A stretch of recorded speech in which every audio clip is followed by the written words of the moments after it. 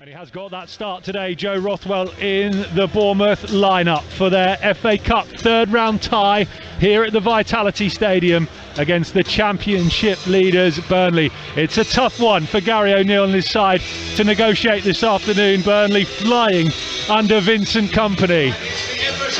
What are we? 4 minutes to go until kick-off. The players are in the tunnel, just making their way out onto the pitch. Bournemouth led by Adam Smith wearing the captain's armband this afternoon. So it's time for me to hand you to your commentary team. Remember, we're on all frequencies, FM, DAB, Freeview Television channels 722 and 726. And we're online today as well. BBC Sounds via the app. Search for BBC Radio Solent, click listen live. And if you've got a smart speaker, ask it to play BBC Radio Solent to guide you through the next 90 minutes. The former Bournemouth defender John Williams is alongside Chris Temple. Thank you, Jordan. FA Cup third round Saturday certainly is always one that is exciting to look at in the calendar. And here we are, Cherries, with a home tie after a tricky little spell of away games over the course of the last couple of weeks since returning from the World Cup break. But certainly keen to put the Palace performance here 7 days ago out of their minds. And they've certainly got a very positive reception from the supporters at what is nearly a full house here at the Vitality Stadium, save for a few empty seats in the Burnley travelling section across on the far side. 3 changes for the Cherries from the game at Manchester United on Tuesday night. Lloyd Kelly and Chris Mepham are rotated to the bench, and Jefferson Lerma doesn't feature at all today. Mark Travers is the keeper. Adam Smith at right back captains the team. He'll be suspended at Brentford next week, so plays today. Jack Stevens comes in, the Southampton loanee, to partner Marcos Senesi at the heart of the defence. Jordan Zamora at left back. Lewis Cook, Phil Billing and Joe Rothwell complete the midfield 3. And the front 3, Jadon Anthony wide left. Ryan Christie, who had one of his better games in recent times at United on Tuesday, he plays on the right. And it is Dom Solanke down the middle, who has spared many a cup tie, but plays this time with the Cherries looking for their first goal in 5 games. The bench plain: Kelly, Mepham, Stacey, Marcondes, Pearson, Lowe, Dembele and Moore. As for Burnley, they make 5 changes from their 2-1 win at Swansea last time out in the Championship. One of them's in goal, where Bailey Peacock Farrell replaces Ari Muric. The back 4 from the right: Conor Roberts, the Welsh international, Taylor Harwood-Bellis on loan from Manchester City, Jordan Bayer and Charlie Taylor. The sitting midfielders are Josh Cullen and Josh Brownhill. Ahead of them, Manuel Benson, Anas Zahouri and Johan Berg Gudmundsson just behind Ashley Barnes. Their bench: Muric the keeper, one-time Cherries loanee Jack Cork, who is their regular captain, another Saints loanee Nathan Teller, Scott Twine, Luke McNally, Darko Chulinov, Halil Derisoglu, CJ Egan-Riley and Semi Bastien. We're standing by for kick-off. The weather's been pretty atrocious, Willow, in the course of the last couple of hours. It seems to have been following us around this week, the dodgy weather, but we are standing by to go. The rain has cleared up, the atmosphere is good. It will zip the pitch up at Willow, and third round Saturday, as we know, is always a special one. Yeah, FA Cup, of course. Just waiting for the Bournemouth shout to go. The words of Nonny via the big screen, the late Cherry supporter, who now is a fixture here in voice and is faced on the screen as well, as we stand by to get underway on BBC Radio Solent. Our referee this afternoon just making the final checks, which always still include counting up the number of players on the pitch, which seems an unnecessary extra bit of admin these days. Surely someone else could do that for him, but we're standing by to get underway as we wait for the clock to tick round to 3 o'clock on a busy Saturday afternoon. This is the third commentary we've brought you of the day already. Portsmouth brave in defeat 1-0 away at Tottenham. Southampton progressing after a victory away at Crystal Palace.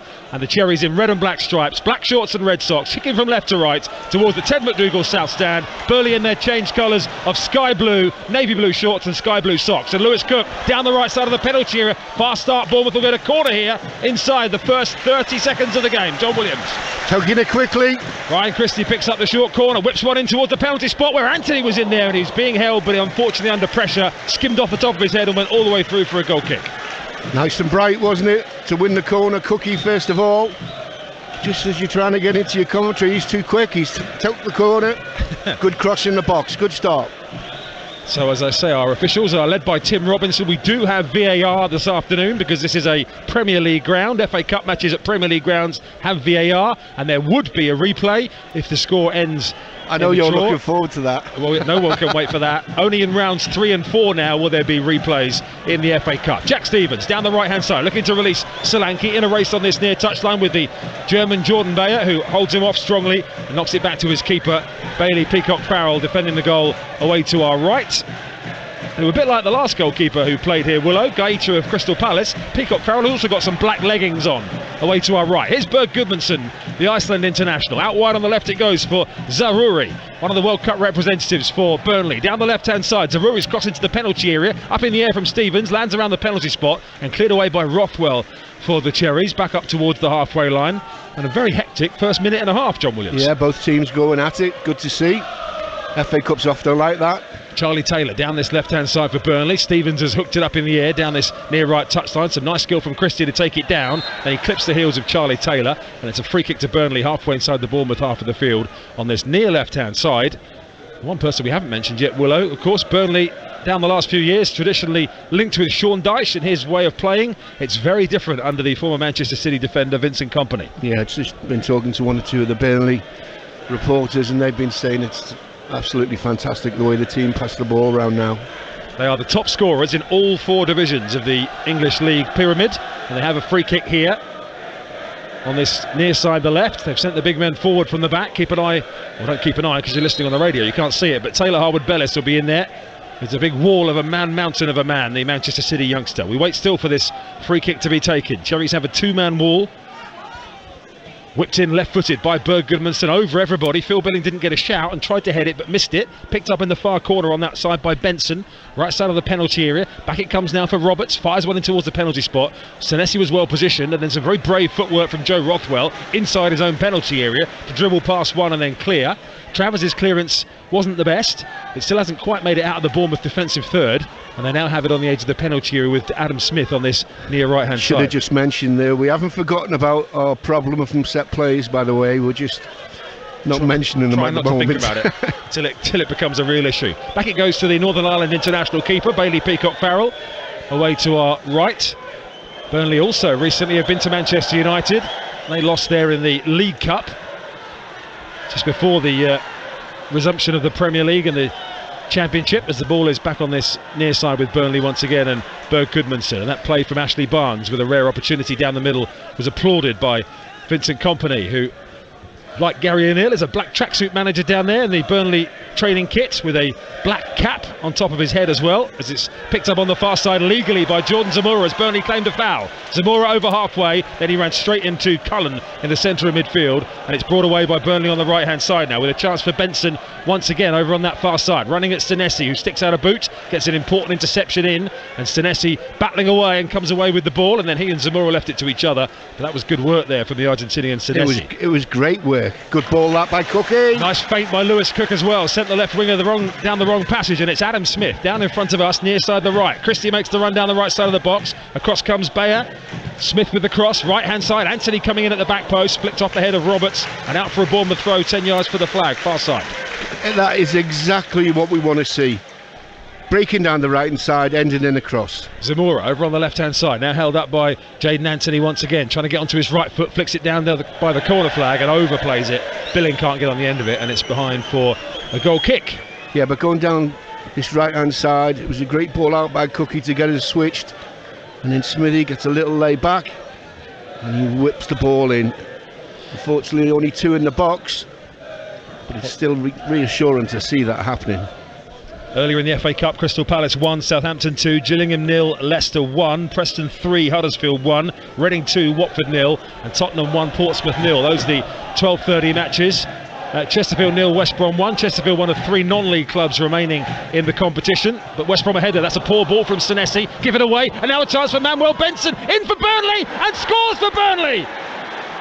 Marcus Senesi, the guilty party, presented Burnley with the ball, and the Championship leaders take ruthless advantage as Manuel Benson slams in his 8th goal of the season.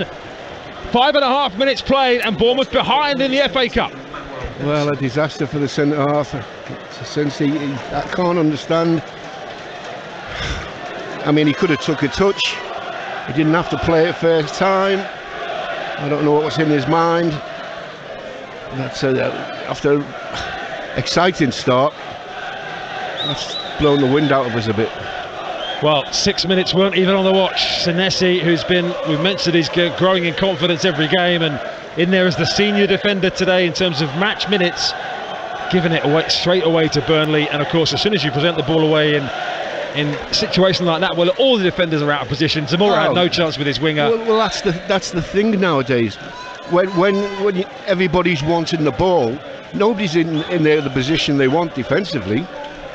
Anthony over on the left-hand side then, cleared away. As I said, Burnley are the top scorers in the 4 divisions of the English Football League Pyramid and Premier League, so it was always going to be a problem here. They were going to have an attacking threat, but certainly a helping hand like that is not what Gary O'Neill had on his pre-match flip chart. And the 1,000 or so travelling supporters from Burnley already getting good reward for what I know has been a difficult journey in horrible conditions and no trains today either because of the strike. Back it comes to the centre of their defence again, and Jordan Bayer out to this near side. Charlie Taylor. Burnley were 1-0 winners last time they came here in the Premier League. That winner was scored by Jay Rodriguez with their only shot on goal a couple of seasons ago. In fact, sorry, that was in the Championship before the ball down this near side. Picked up by Charlie Taylor again. Out on this near touchline. Burnley just happy to play it around at the minute as Dom Solanke chases on through to the goalkeeper. Over on the right hand side, little turn by Harwood Bellis, who played against Cherries in the League Cup for Manchester City last time the Bournemouth were up there, as Stevens volleys it forward. A 3-time FA Cup quarter-finalist with Southampton, but still Burnley just happy to keep possession inside their own half, and eventually Bayer clears it down this near side up towards Barnes, who nods it infield away from Stevens and opens up some space for Goodmanson up towards the halfway line. Now over to the right hand side, and Connor Roberts, World Cup teammate with Wales of Chris Mepham and Kiefer Moore, the Cherries pair, both of whom are on the bench today. Burnley got it at the back again here. That's the last 2 headers Barnes has won against Stevens. Not a good start when you're a centre half. Some olays from the Burnley fans as Josh Cullen moves it forward towards the centre circle again. Barnes this time dropped off 5 yards in front of Stevens, and it's worked out to the left, and Berg Goodmanson once again, who had Zaroury making the run down the left side but was ignored. And Burnley a long bout of possession here without Bournemouth getting a kick. They might do now as Cullen's overhit that down towards the corner flag away to our left, and it'll be a Bournemouth throw level with the edge of their own box. 1-0 Burnley. It's certainly a different way of playing than we're used to when we play Burnley. Used to be get your tin hats on and wait for the bombardment. Yeah, it's all change here. Big turnover of personnel, of course, as well as a change of manager in the summer. A lot of their players, the old centre-half pair of Tarkowski and me, both leaving the club on freeze. Nathan Collins to Wolves, and Maxwell Cornet, Dwight McNeil, Nick Pope, Wout Weghorst, amongst others, all leaving the club over the summer, replaced by some bright talent from the European market, which is where Bournemouth are 14 shopping. Signings they've made, apparently. Yeah, I read. a lot of signings. A couple more have gone out in this window already. I think 3 or 4 have already gone out in this window, so maybe Ashley Westwood to follow them as well, as Lewis Cook up to the halfway line. 1-0 Burnley. Down this right side, Ryan Christie for the Jerrys. Lewis Cook didn't know where the ball was. It goes on ahead of him, and unfortunately his indecision, he then allowed the defender Bayer to get across and then clipped his heels as he ran towards the corner flag, and Burnley get the free kick. Yeah, that's twice Lewis Cook has been bright on this right hand side. I don't know what he's clipping his heels for there. He's heading towards the corner flag. Anything could have happened. And of course, Bournemouth's FA Cup run last season was brought to an unceremonious halt here by non-league Boreham Wood, who are still in the competition this season. In the 3rd round again, they're at home to Accrington Stanley today. No goals, as I've heard, in that one so far. Chesterfield, as I said, behind 1-0 to West Brom. 66 places between those two in the football pyramid. The biggest gap in the pyramid in the competition was Gillingham against Leicester. Bottom of the Football League against Leicester in the low reaches of the Premier League, and Leicester winning that 1-0 as Solanke loses it on the halfway line. Bournemouth 0, Burnley 1 in the 3rd round of the FA Cup on all of our radio frequencies, on Freeview as well this afternoon, and via BBC Sounds and the BBC Sport website as well. You're listening to BBC Radio Solent, the home of every Cherries game, home and away in all competitions. But at the moment it's the visitors from East Lancashire who hold a 1-0 advantage through Manuel Benson on 6 minutes, picking up on a mistake by the Cherries centre-half Marcus Senesi. Out towards this near side, picked up again by Burnley with Zaroury, who was at the World Cup, had to wait till the 3rd place playoff with Morocco against Croatia to get on the field. Out in Qatar did Anas Zaroury, playing wide on the left for Burnley this afternoon, as it's over on the right hand side with Harwood Bellis, who's a bit off guard with his ball forward. Then Senesi's lost it again to Benson over on that right hand side. Marcos Senesi's having a wobbly few minutes here, tackling away to try and win it back, and Burnley have to go inside their own half. Yeah, just wants to get a couple of passes in to settle himself down. He's usually pretty good at keeping the ball. Well, certainly under no pressure as well, like it was the one he gave it away when it was knocked through for Benson, right-footed, inside right channel to hammer it past Travers. And Burnley again still happy to play it around at the back here on this near side with Charlie Taylor. He's in at left back for Ian Matson, the Chelsea loanee, another of their bright players who's being wrapped in cotton wool as well today. He was out here doing some running earlier, but like Jay Rodriguez, not in the squad today. Ian Matson, as it goes back to Peacock Farrell in the Burnley goal. That's a mistake to Ryan Christie. Oh, Burnley with a charitable gift presents it straight back to the Cherries. One mistake each, one goal each. Josh Cullen for Burnley knocked it across his own penalty area, straight to Ryan Christie, who finished it first time, and the game can start again with 12 minutes gone. 1-1. Ryan Christie! Absolutely fantastic finish. I was worried he's going to blaze it over the bar, but he's just put his foot through it, kept it hard and long, beat the goalkeeper. Yeah, fantastic finish, no doubt about that. Well, the festive season of goodwill has gone, but it's just extended by a few days here. We say, do you know what, we feel a bit sorry for you, Bournemouth, have this one back. Let's start again. 2 mistakes, 2 goals, and that is Bournemouth's first goal in 393 minutes since Jadon Anthony scored against Everton here before the World Cup break. It's about 2 months, Willow, since Bournemouth scored a goal, albeit there's been a World Cup in the middle. Well, it feels kind of strange. I was just wondering how he was going to deal with it. I knew it was going to bounce before it got to him, but he did fantastic. He just drove it into the ground before the keeper could get back. Well, it had been 10 years since Bournemouth had gone 4 games without a goal, as they had done in the last 4 games. I did look up today out of interest, Willow, as the ball goes back to the Burnley keeper. The last time they went 5 in a row without scoring, as Peacock Farrell. Well, Burnley are suddenly the ones now to wobble as they make another unforced mistake and put it out for a throw-in over by the corner flag on the far side to Bournemouth. 5 goals? 5 games without a goal. Sean O'Driscoll era, 2003 was the last time they went 5 without a goal. Really? We don't need that stat anymore because they've scored. You have such an interesting life. That's right. I did this Friday night, last night, scrolling through the internet. I'll teach you what the internet is at some point. Senesi down the left side for the Cherries, who I imagine will be breathing a bit easier than most that his mistake has been cancelled out, and it's back to 1-1 here as Burnley now tackle each other. 2 players fall to the ground. What's happened to Burnley? They've absolutely imploded in the last couple of minutes. Mistakes at the back, tackling each other. 2 of them fell over there. Harwood Bellis is now limping as a result of clashing with his teammate. Anthony over on the far side, the left for the Cherries, halfway inside Burnley territory. They just calm it down, and Harwood Bellis is still limping, their centre half. Well, they both had a bang into one another. It's a good tackle, but on his own teammate. Took the ball and the man. Usually you pass it to the team in the same shirt as you. 14 minutes gone. BBC Radio Solent around the UK today. Reaction on our Twitter at Solent Sport from Portsmouth's defeat at Spurs and Southampton's win at Crystal Palace. And Burnley now are going to need some attention here as Bournemouth are given a free kick over the halfway line. And Taylor Harwood-Bellis, having been tackled by his own teammate, is now sitting down on the turf and has got the game stopped. That probably won't hurt Vincent Kompany's men too much because they just need to take a deep breath here, don't they? Harwood-Bellis, quite an unusual name, isn't it? Is he English boy? You don't listen to me, do you? No. On loan from Manchester City, homegrown product, 20 years of age. Yeah. I'll repeat all the things I've already said about him. I'm concentrating. Yeah, not on me.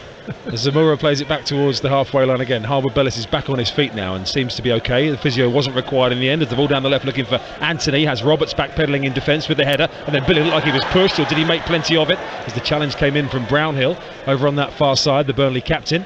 And it's now held out to this left hand side where Charlie Taylor will move it up to halfway from left back.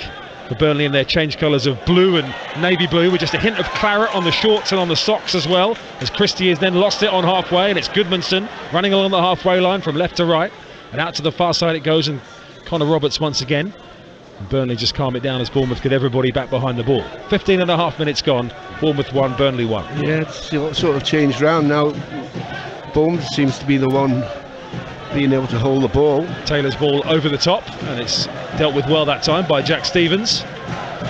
He's been pretty short of match minutes, as we said, the Southampton loanee. He did turn out and play half a game at Winchester City in the World Cup break as well to keep a bit of fitness up. He did Jack Stevens, who of course has seen the Southampton managership change since he signed on loan from Southampton here for the season, but has found himself behind Senesi and Mepham and Kelly in those central defensive positions. Taylor on this near side once again now for Burnley. Up it goes once again to Zaroury. This time it's Goodmanson who runs into the aforementioned Stevens. Cook helped him out, and Burnley have to go back to their central defenders away to our right. Peacock Farrell's been a bit dodgy with the ball at his feet the last couple of times. Yes, he has. Cherries fans giving in the cheer. That's another risky ball from Harwood Bellis along the edge of the penalty area. He likes to entertain, doesn't he? Well, from the angle Vincent Kompany was looking at that, Willow, seeing Solanke in between the two of them, I reckon that might have given him a heart flutter. But it reached its intended destination that time, and Burnley again are happy to knock it around along the edge of the halfway line. Long ball from Harwood Bellis down the right side, looking for the Burnley goalscorer Benson. Jordan Zamora wanted Travers to come, and Travers was just biding his time there, waiting for the ball to skid up off the slippy turf. I didn't like that, actually. It was quite clearly going to run through, but Travers, there should be a big loud shout for that so he can turn away. Well, I think he was just waiting to see what he was going to do off the wet turf, Travers, in fairness to him, and he judged it well in the end. And I've seen them hit people on the head, though. Stevens down this right hand side for the Cherries, but his way out is blocked on this near touch line, and he has to go back to the centre of his defence. And Senesi once again.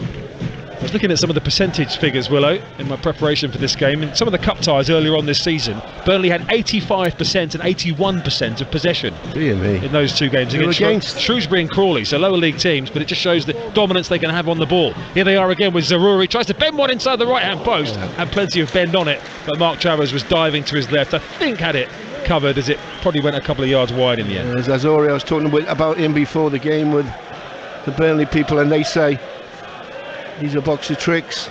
Can see why they're thinking that. Brighton have scored at Middlesbrough. Very long trip as it is for the Burnley fans down here to the south coast in opposition.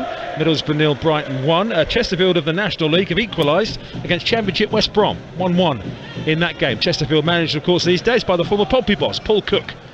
Back at Chesterfield. 18 minutes played here. Bournemouth 1, Burnley 1. A mistake apiece as Zamora goes sliding in on the far side on Benson. That's actually given as a free kick by referee Robinson.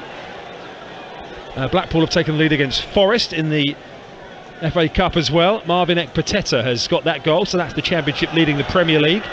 And referee Robinson actually wants a chat here with Jordan Zamora about that challenge. Well, Zamora seemed to get the ball, Willow, but also seemed to pile through Manuel Benson at the same time. Yeah, it's so close nowadays, isn't it? You know, if you win the ball and then there's contact, sometimes you're going to get a foul against you. Most times, probably. Free kick to Burnley, just over the halfway line on the far side, the right, which has got Brownhill stood over it. Barnes is forward, obviously from centre half. They've left centre forward. They've left Harwood Bellis back on the halfway line for this one, so not throwing all of their aerial guns forward. As it's whipped in by Brownhill to the edge of the penalty area. Not a great delivery, headed away by the Cherries' Lewis Cook on the edge of the box.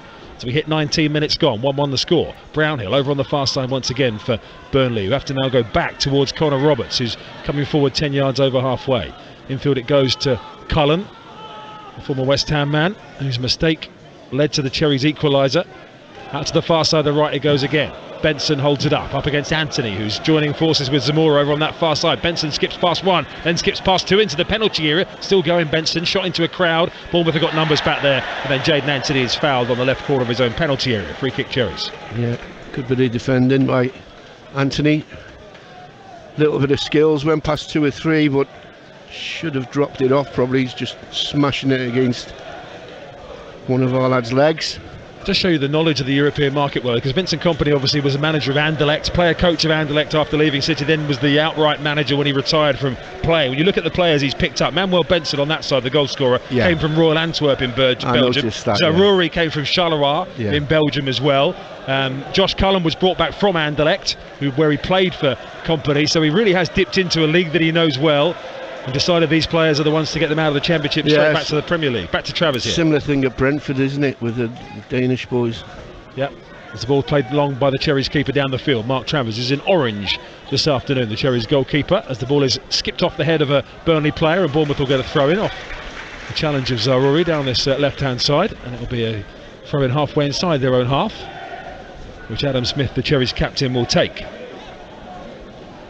They have lost, Cherries, their last two home FA Cup ties, but they've never lost three in a row at home, as Chesterfield's parity has been cancelled out already by West Brom. It's now Chesterfield 1, West Brom 2 in the Cup. Carlin Grant and Middlesbrough 1, Brighton 1. Middlesbrough back on terms pretty quickly through the informed Chuba Akpom, Gary O'Neill's former club, Middlesbrough of course. There's a ball back on the halfway line, or one of his former clubs I should say. Better known for his time on the south coast with Portsmouth, as the ball goes back to Harwood Bellis in the heart of the Burnley defence here. 21 minutes played, BBC Radio Solent, across the airwaves on the south coast and around the UK via BBC's online and digital services, including BBC Sounds. Just tell Alexa or your smart speaker to play BBC Radio Solent. If you're listening on it via another means, you can get out in the car, listening via BBC Sounds as well, wherever you are across the UK, whatever your perspective. And the score here is Bournemouth 1, Burnley 1. As the Premier League's 16th place team hosts the team top of the Championship. Charlie Taylor down the left-hand side for the visitors, up towards the halfway line. He was clipped by Ryan Christie. He tried to keep going. He looked like he was trying to sort of buy the free kick, Charlie Taylor, but in the end he got enough clips from Ryan Christie that he did eventually get a sail. He didn't have to be as dramatic as he was. He just realised there was nowhere really to go, and he had to just sort of somehow get a free kick, which he managed to do. Hit the deck. He has been a regular for them in the past, Charlie Taylor, at left back, but he hasn't been in the team recently. And Maatsen has had that left back role, who also can play as a more advanced player, who's on loan at Coventry last season, the Dutchman, the Chelsea loanee. Over on the far side, the ball is with Burnley once again, and now it's Harwood Bellis who fires a great ball down that far touchline to find Benson, who skips inside away from Zamora onto his favoured left foot, and Benson then knocks it round Zamora, who stuck gamely to his task there and pinches the ball back. And then it's back to Senesi at the heart of the defence. I think the Bournemouth fans just wanted Lewis Cook to move forward here. Burnley have got a player down, and the referee has stopped the game with a Burnley player down, not with a head injury and not with a serious looking injury. Harwood Bellis has also sat back down, Willow, on the far side. So we've got Benson down and Harwood Bellis down, and concern for Vincent Kompany here that Harwood Bellis is not going to be able to continue. No, he's the one that would be the biggest concern. As for regards that on the far side, he's actually on the line of the touchline, you know. I mean, he wants to stop the game. He's also hard, and I think he stood on his foot or something. I mean, it's not the kind of injury that needs the game stopped there. That's not good refereeing from Tim Robinson, who is one of the Championship top referees in the Select Group 2 classification, who are the officials who referee in the Championships. This is a big appointment for him, with a VAR in action today as well. So 2 Burnley players getting treatment here. While we're talking VAR, Willow, I want to mention the VAR today, because it is Neil Swarbrick, who is the PGMOL, who are the body who manage the officials. He's the head of VAR. He hasn't VAR'd or refereed a game since the FA Cup final of 2018. Howard Webb, of course, has come in at the top of the PGMOL and is shaking things around, so no one quite knows why Neil Swarbrick is back on VAR duty, but he is on VAR duty for this game. And nobody knows why. Not quite sure. Well, if he's the boss... that's what I mean. If it goes to VAR today and they make a mistake, I don't know what happens. Because if the head of VAR can't get it right, I don't know what happens. He'll have to give himself a going over. Yeah. Anyway, we're just seeing the replay here. Both of those Burnley players who received treatment are back on their feet. Benson on the far side is now shown back on. Harwood Bellis seems to be running okay as well, but he declined treatment the first time, Harwood Bellis, but he needed it the second time. Christie, the Cherries goal scorer, attacking edge of the centre circle for Bournemouth here. 1-1, 24 minutes played in the Emirates FA Cup third round. Lewis Cook down this near side. The draw, by the way, is tomorrow afternoon. Southampton will be in it after their 2-1 win at Crystal Palace. Portsmouth unfortunately won't, but they performed very well under their caretaker management.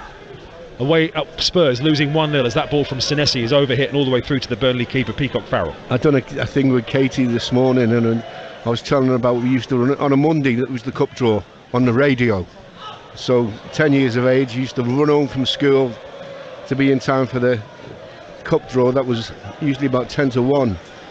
Ball's back on the halfway line at the moment. Sorry, Willow, Senesi just came under pressure from 3 Burnley players. Yeah, those are famous stories of the FA Cup draw on a Monday, as Millwall fall behind at home to Sheffield United in an all-championship affair. Sheffield United are the team closest on the heels of Burnley in the Championship. 5 points between the two. As we go back to the Cherries keeper, Mark Travers defending the goal away to our left. Manuel Benson gave Burnley the lead on 6 minutes, capitalising on a mistake by Marcos Senesi, and then a poor ball from Josh Cullen across his own penalty area allowed Ryan Christie to level for the Cherries. Harwood Bellis is now down again, having kicked the ball out here. He's got to go. So he's not going to be able to continue, the Manchester City loanee. And just a reminder, this injury came from a tackle by his own teammate on him. Yes, it did. Yeah, they both clashed, didn't they?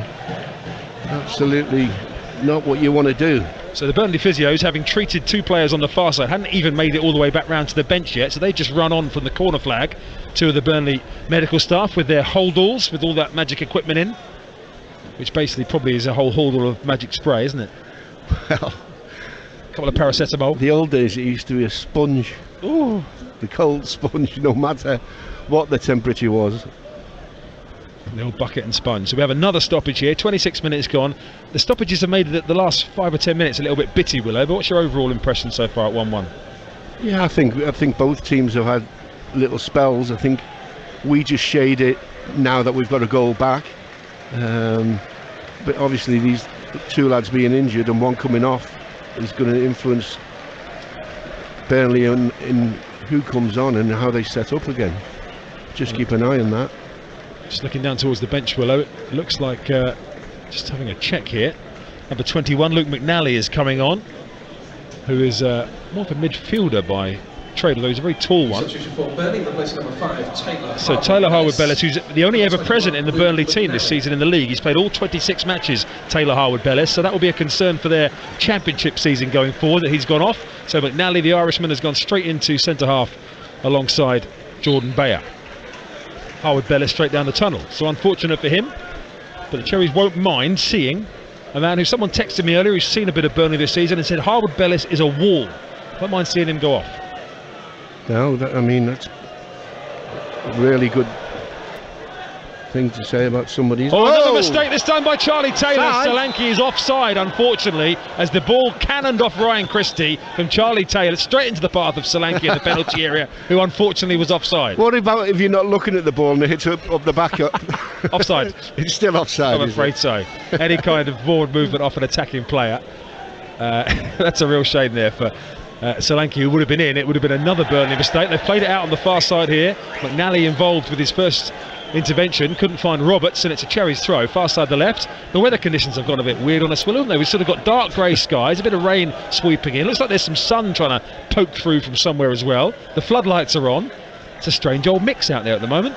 The Cherries take the throwing back to the halfway line. It's still great for football with the way the pitch is and the water coming down. Yeah, the rain's not quite as heavy and angled as it was earlier on, as Lewis Cook plays it up to the halfway line, and Ryan Christie for the Cherries. If you're joining us late, or maybe you're just flicking through matches and you decided to stick with this one for a bit, 28 minutes played, Bournemouth 1, Burnley 1.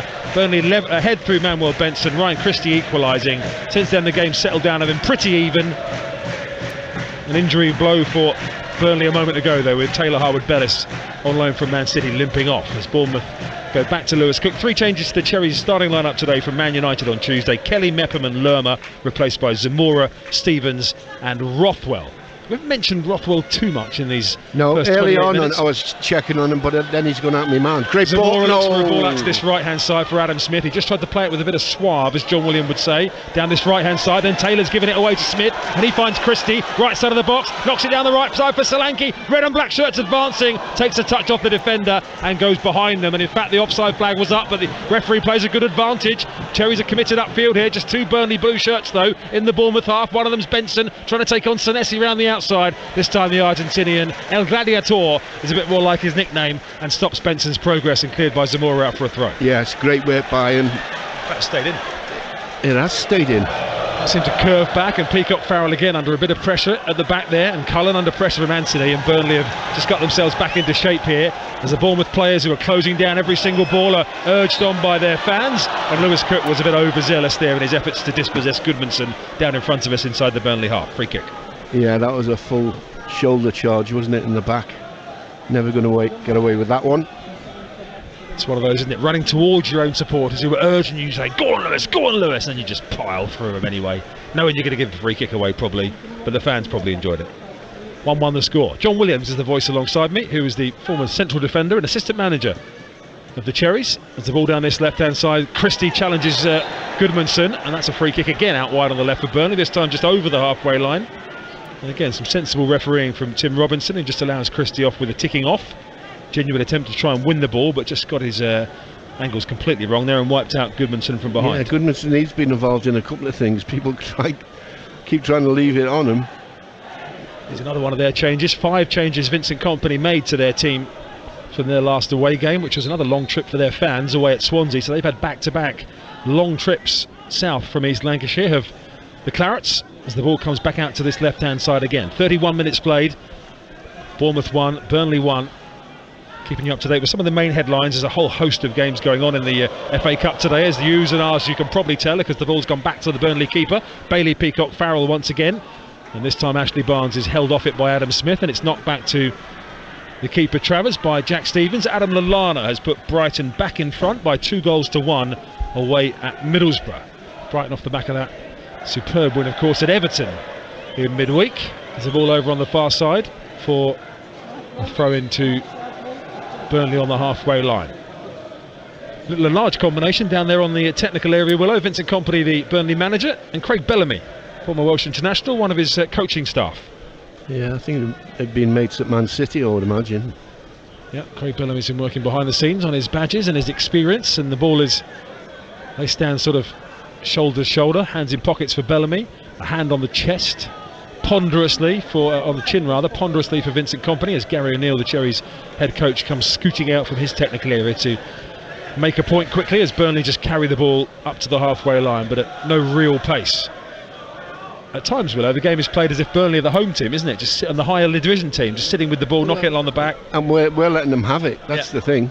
Which, of course, again, is a ploy as it goes back to Peacock Farrell, and this is the trigger for the press as it goes back to the keeper. Phil Billing and Solanke start charging on to try and put pressure, and that pressure has worked again as Burnley can't clear their lines, and again it's the substitute McNally who puts it out. Zamora and Anthony have been a little bit quiet, haven't they? I expected a bit more of them on that side. Rothwell back towards the halfway line. Unfortunately, the former Blackburn man has put it straight out of play himself over on that far touchline, and it will be a throw into Burnley just over halfway. So 1-1 the score. Burnley haven't won in their last 10 away FA Cup trips to Premier League opposition, a record that goes back to 1999.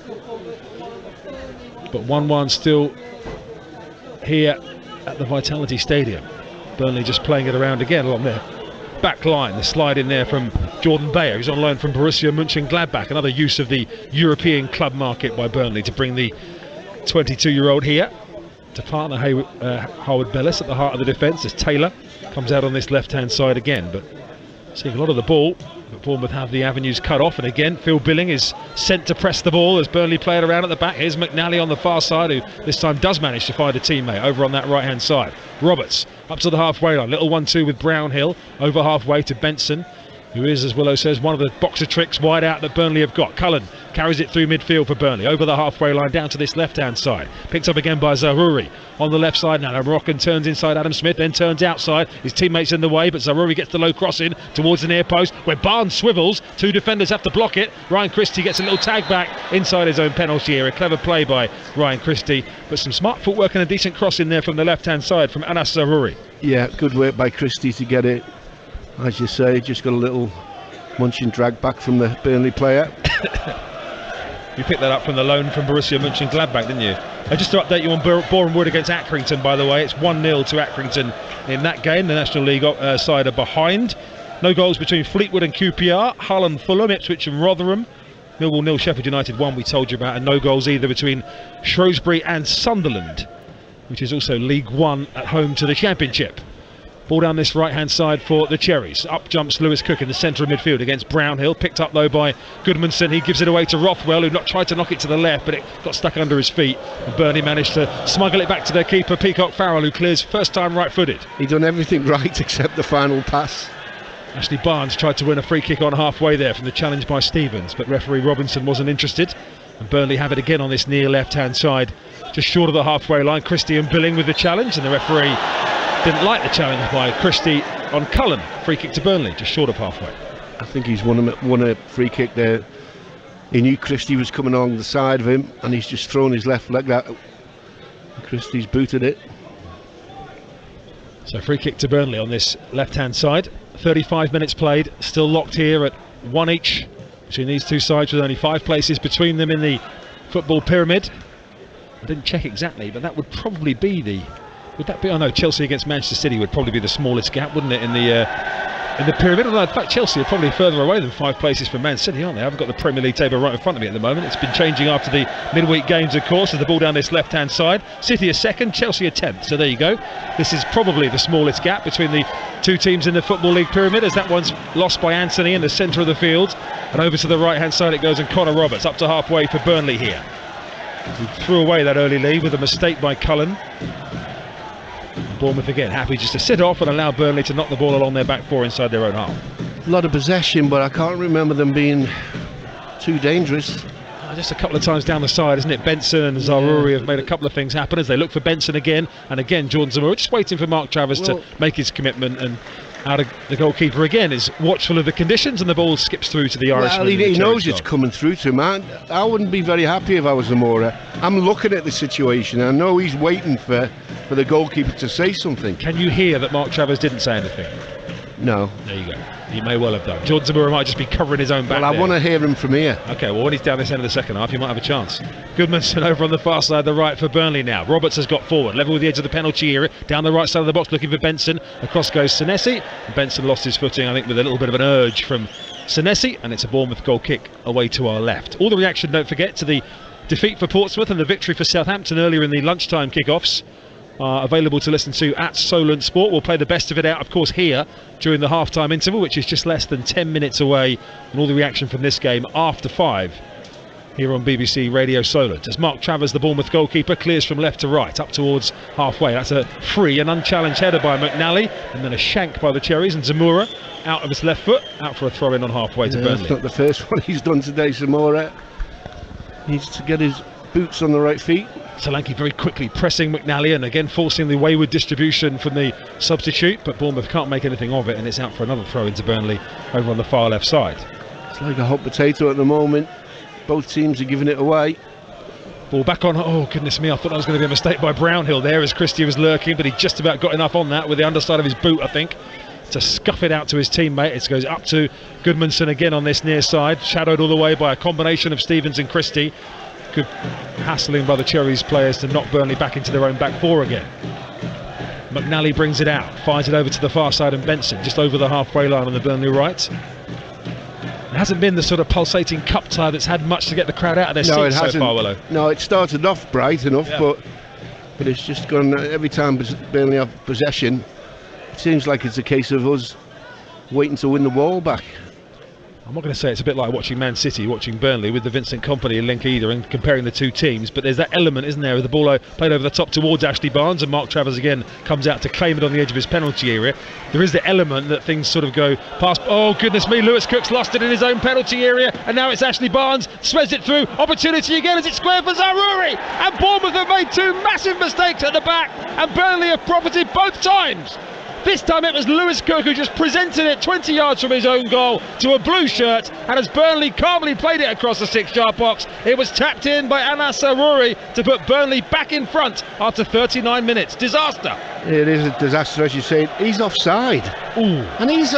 Brownhill, there's a possible offside situation here. Having just seen one look at the replay, there's certainly a couple of very close calls here, and the referee Robinson is waiting on the edge of the penalty area here, because Brownhill first of all and then Zaroury coming in are both in positions that Willow, if the angle was right for us to have a look at, could be offside.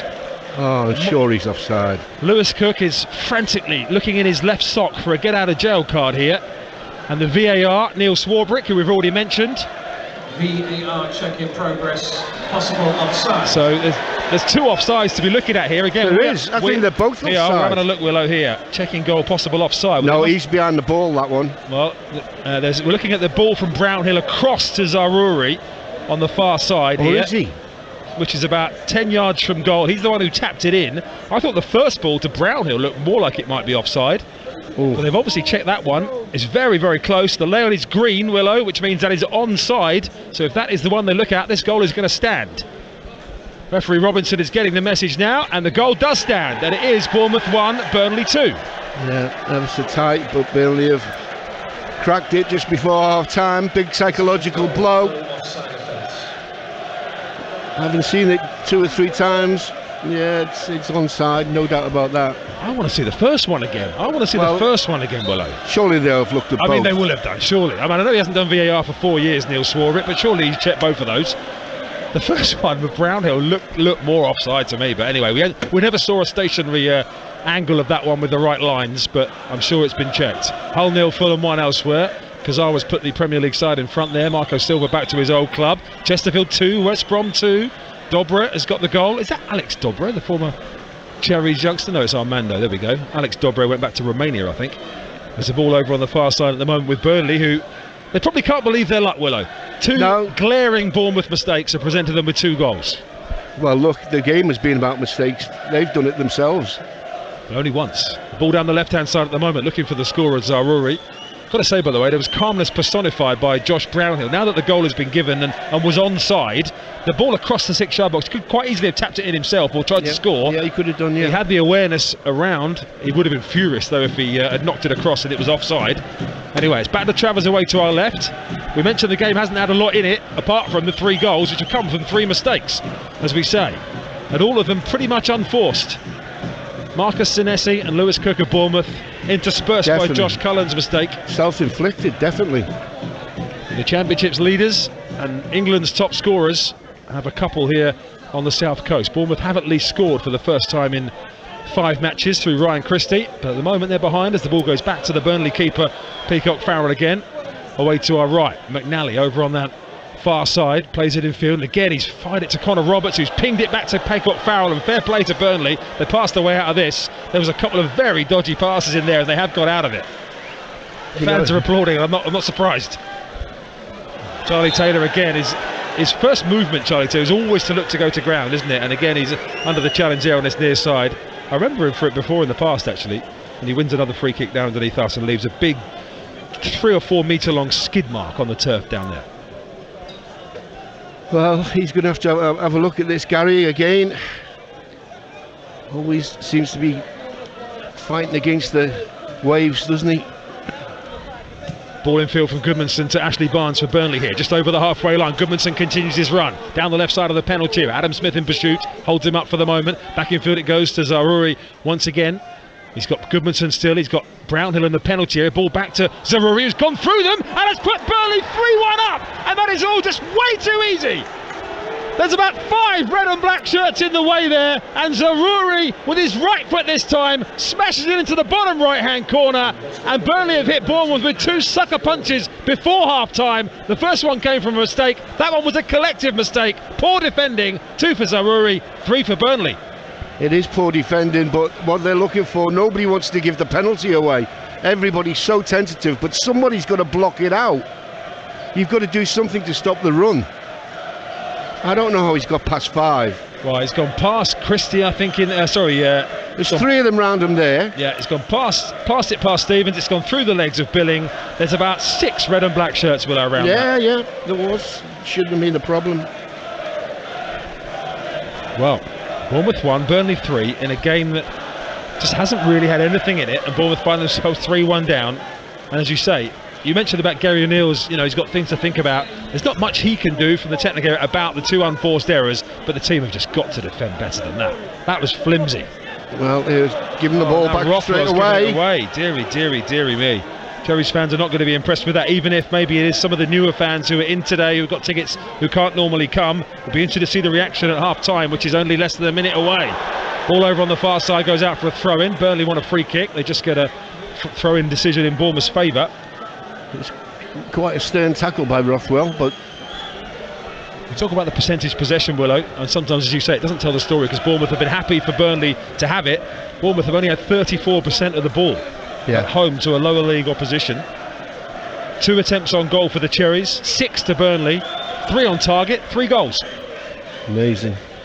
Stevens up to Rothwell now on the halfway line. He has got a couple of attacking options on the bench, but when you look at, sometimes teams save up their best attacking options for later in the game. Bournemouth have got the same 3 on the field up front, Willow, who started at Man United away.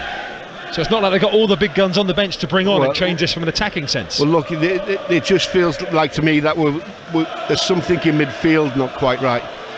We need someone to set up play, to be the playmaker, be the pivot in the centre of the pitch and put people in wide positions. Earlier on, we've done it once or twice. I don't think we've got down the left-hand side yet. We've just begun 4 minutes of added time at the end of the half as Burnley have it in their defensive areas again, over to the right-hand side. Bournemouth 1, Burnley 3. Miles up. In the FA Cup third round as Why doesn't he Benson put down his the flag right-hand up? side. Is the flag going to go off eventually when Benson plays the ball over on the far side? It's not, as Benson whips it in. Ashley Barnes' header strikes Jack Stevens, and again the Cherries were just stretched on that far side for a moment. The flag never came. The decision was obviously onside, and Billing brings it up to halfway and tries to send Solanke away in a race with Bayer over on the left-hand side, and strong defending from the German there knocks it behind for a corner. And Bournemouth have got a chance here with 3 minutes of added time remaining with a set piece to try and get some respectability back in this half. I'm still amazed that wasn't offside. It looked yards off to me. I'm going to say you're just at a slightly inferior angle than the assistant referee. Yeah. But anyway, here comes the corner from Jaden Anthony. Away to our right, 1 minute of the added 4 has been played.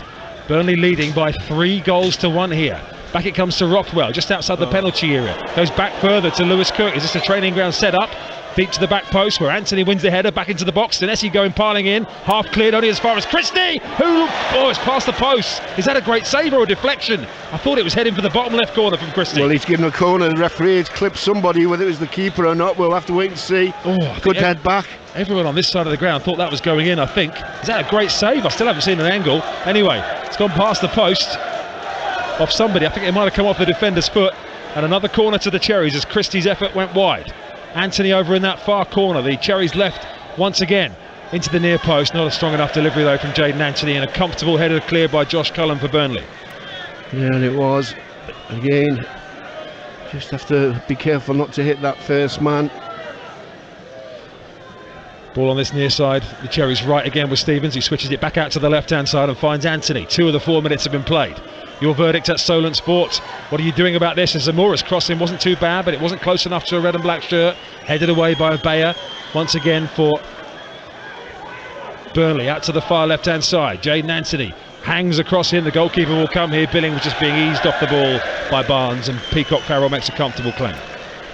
I just looked at us there. We had 4 at the back. 4 red shirts with nobody to mark.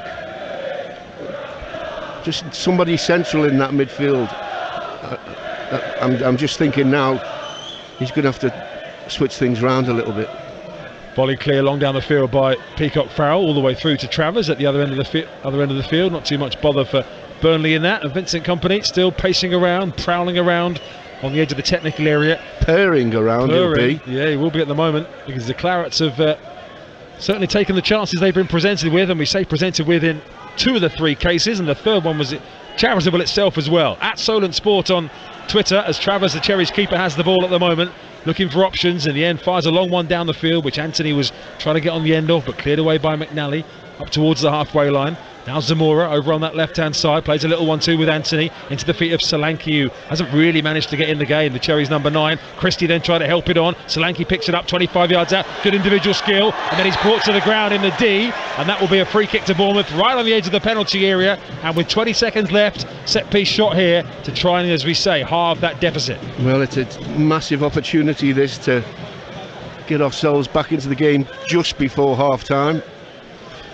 Just a little clip there from Jordan Bayer, I think it was, on Solanke's heels as he surrounded by 4. He did fantastic, didn't he, to dribble it through 2 or 3 of them. So the ball is just about on the line on the right hand side of the D, as Chesterfield of the National League go 3-2 up on West Brom of the Championship. Here it's the Championship leading the higher division opposition by 3-1, but Bournemouth with this set play. The penalty spot is around about the marker where the wall has been pushed back to, which makes this 22 yards out if referee Tim Robinson has got his maths right. Just looking around the ball willow. Phil Billing is there, Ryan Christie's there, so is Jaden Anthony. I don't think they've agreed yet who's going to take it, Willow. Phil Billing looks like he's in charge. I think. Well, he's usually the power master, isn't he? He is. I wouldn't say this is his best spot, unless they're going to roll it sideways here. 3 Cherries players on the end of the Burnley wall to the left. Pretty much, well, how many Burnley players are in that wall? 5? 6? Where's Kiefer Moore lurking in the shadows at the side somewhere? He's on the bench, unfortunately. So this is going to be the last kick of the half. We've played 5 minutes of added time. 4 were allocated. Cherries trailing 3-1. Can they make something happen here and lift the spirits at the Vitality Stadium just before the interval? It's what we need. Christie or Anthony are the options. It is Ryan Christie, right-footed into the top of the wall. That will spin behind. Is there going to be time to take the corner? Referee says there is. Well, I'm not sure if it was... It hit somebody on the head.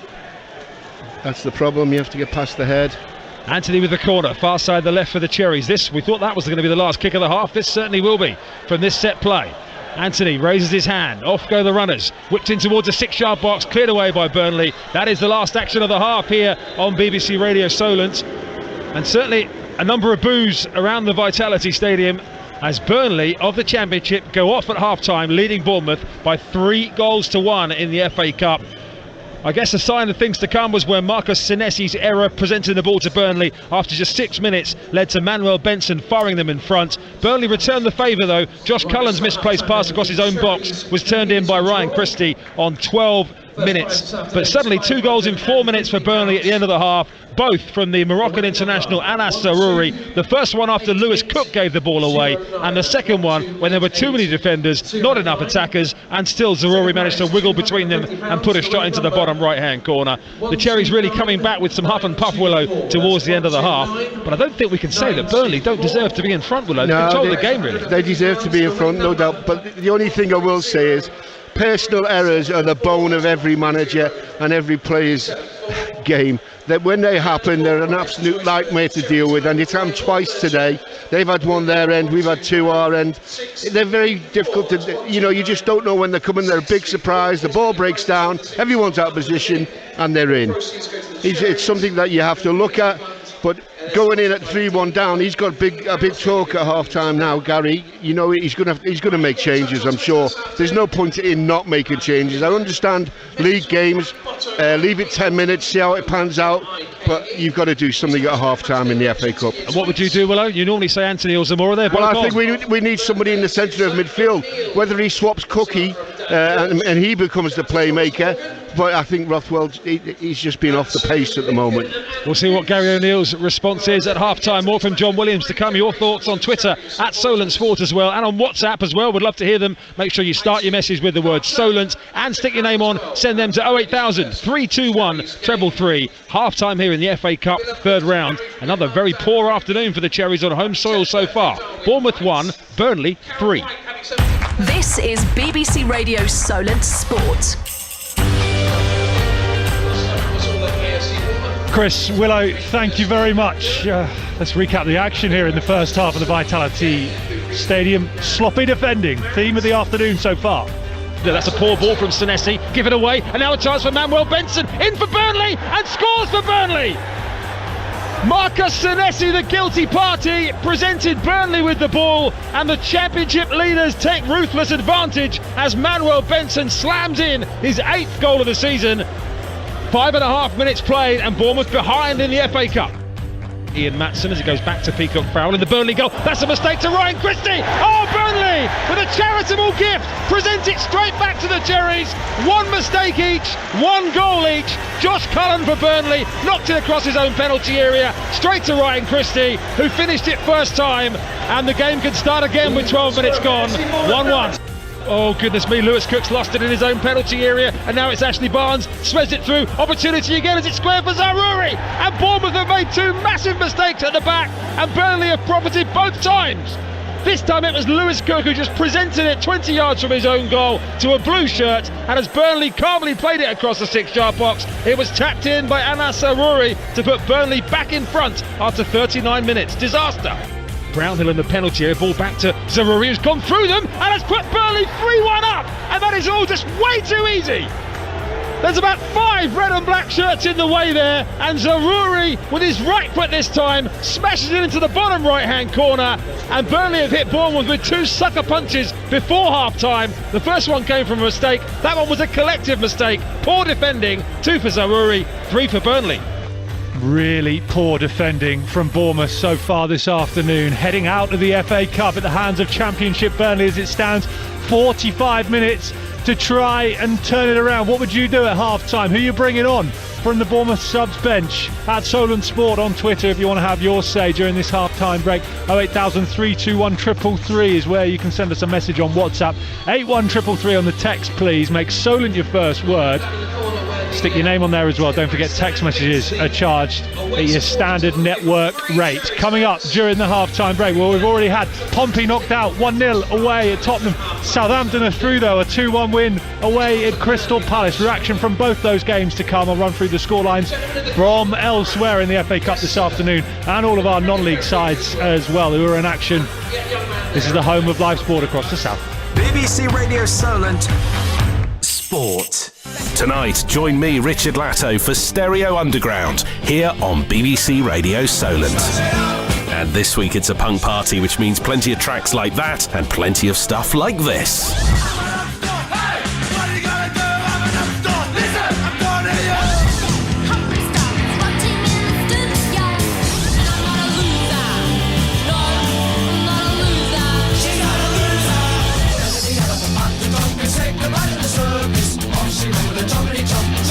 Stereo Underground with me, Richard Latto, this Saturday night at 6 on BBC Radio Solent, the sound of the South. Jordan Clark. BBC Radio Solent Sport. Richard Latto, Stereo Underground up after us with the sport. Then from 8 o'clock, Steph Newenhouse and BBC introducing before Alex Dyke takes over from 10 to really get the party going from the next 3 hours or so through into the early hours of Sunday morning. Let me just tell you about BBC Radio Solent's big winter giveaway as well. It has arrived and we're helping you hopefully banish those January blues. We could be sending you and your family to one of the South's top attractions, including the likes of the Spinnaker Tower, the Bournemouth Oceanarium, maybe even Marwell Zoo. You need to make sure that you are listening. I know you do this already, between 10 a.m. and 6 p.m. weekdays on BBC Radio Solent for a cue to call klaxon, just like these lucky listeners did. Which English town has football teams called United and Wednesday? It is either I've got it. It's either Sheffield or it's Oxford. What are you going to go with? It's got to be Sheffield. Confidence is the way forward. Oh, Wally!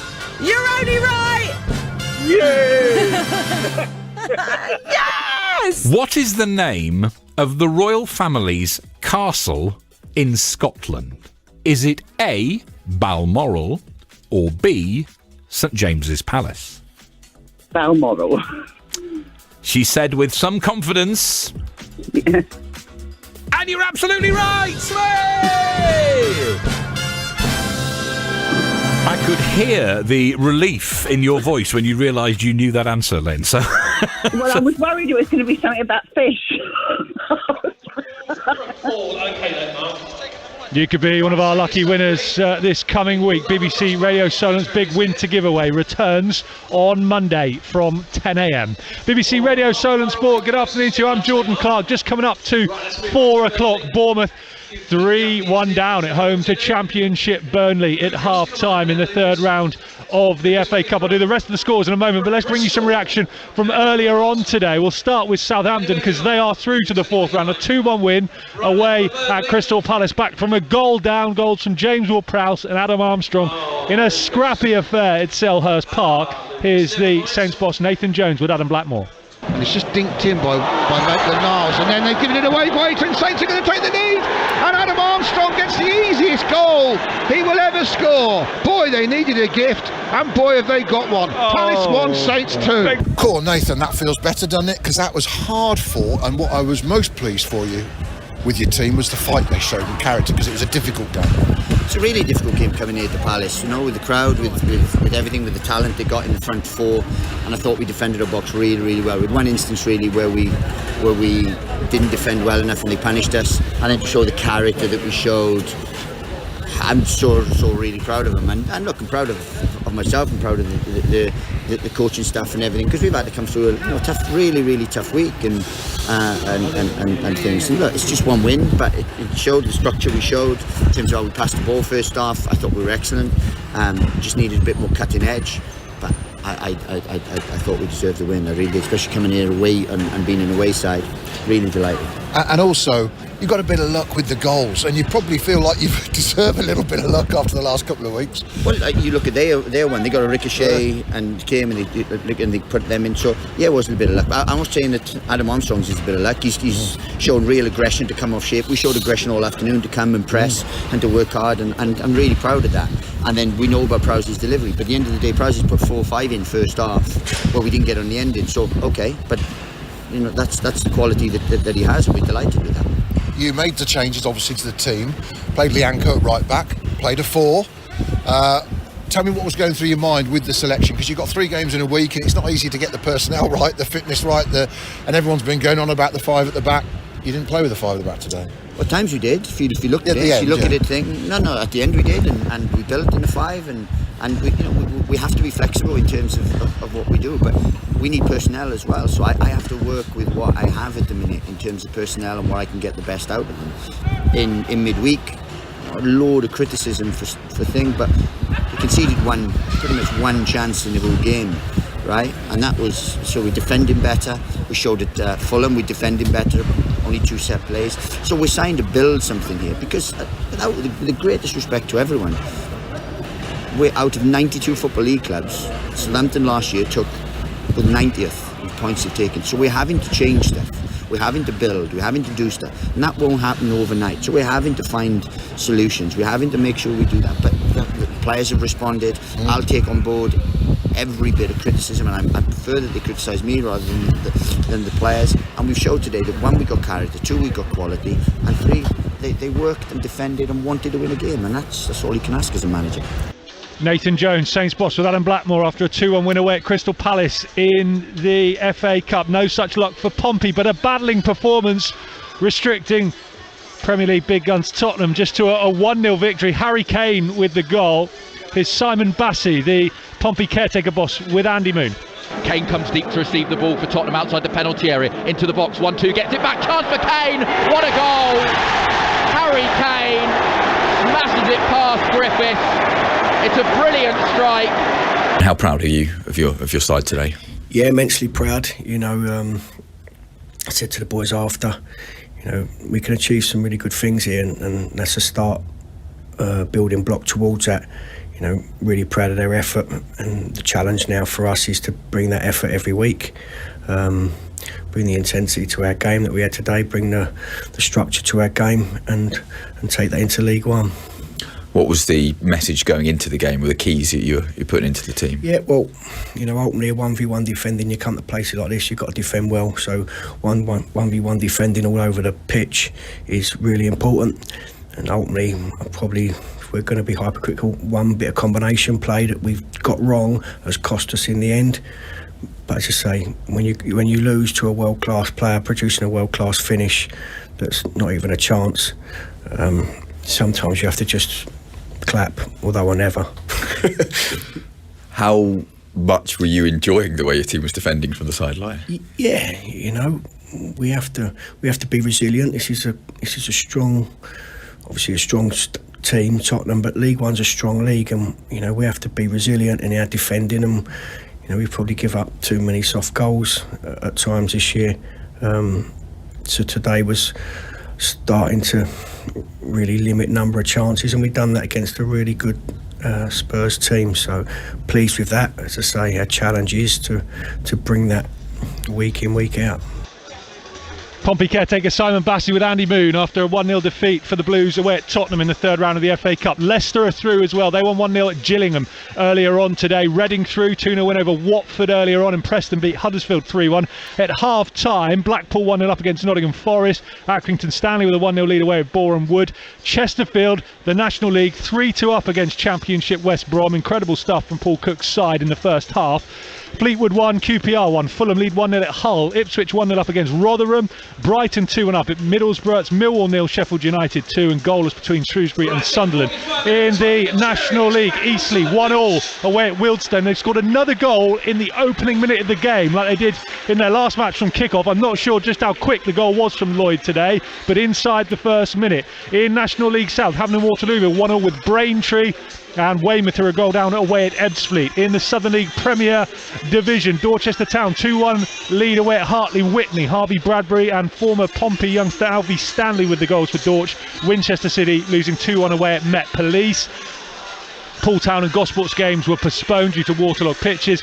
Tottenham's game in Southern League Division 1 also off today. Bashley are playing their 2-0 down at home to Bishop's Cleeve. Lymington have a 2-0 lead over Willand Rovers. Shoaling's game postponed. Hamworthy's game postponed. Wimborne Town 0-0 with Westbury at half-time. Players starting to come back here at the Vitality Stadium. Changes for the Cherries by the looks of it. Lloyd Kelly, Kiefer Moore being ready to come on. That will make Rich in Wimborne happy. Says, subs please, very poor. He wants Pearson for Rothwell, Moore for Christie, Dembele to add pace and energy. Rich, thank you for your message. Hello as well to Dean in Watford, says this has been embarrassing but no surprise. We're so poor and I think the manager's job hangs on the next 45 minutes. Richard on at Solent Sports says, I'd be amazed if Gary O'Neill was still in charge at 10 p.m. this evening. Totally outclassed, says Wing, by a championship side. This is going from bad to worse. Hello to Alex as well, who says, nice that we finally scored, but we need to hold the ball much better. Gordon in Highcliffe, a short but sweet one. He says, what a load of rubbish in the first half. Burnley players are back out now as well. The rain is falling again. We are on all BBC Radio Solent frequencies, FM, DAB, Freeview, smart speaker, ask it to play BBC Radio Solent, and on the BBC Sounds app online as well. Your commentary team for the second half with Bournemouth 3-1 down at home to Championship Burnley. John Williams alongside Chris Temple. Thank you, Clarkey. And as you say, news of substitutions, a triple substitution for the Cherries at half-time. Lloyd Kelly, Jack Stacey and Kiefer Moore all on. Jordan Zamora, Marcos Senesi and Joe Rothwell are off. So Adam Smith has come over to left-back, which is not a good indictment on Jordan Zamora's first-half performance.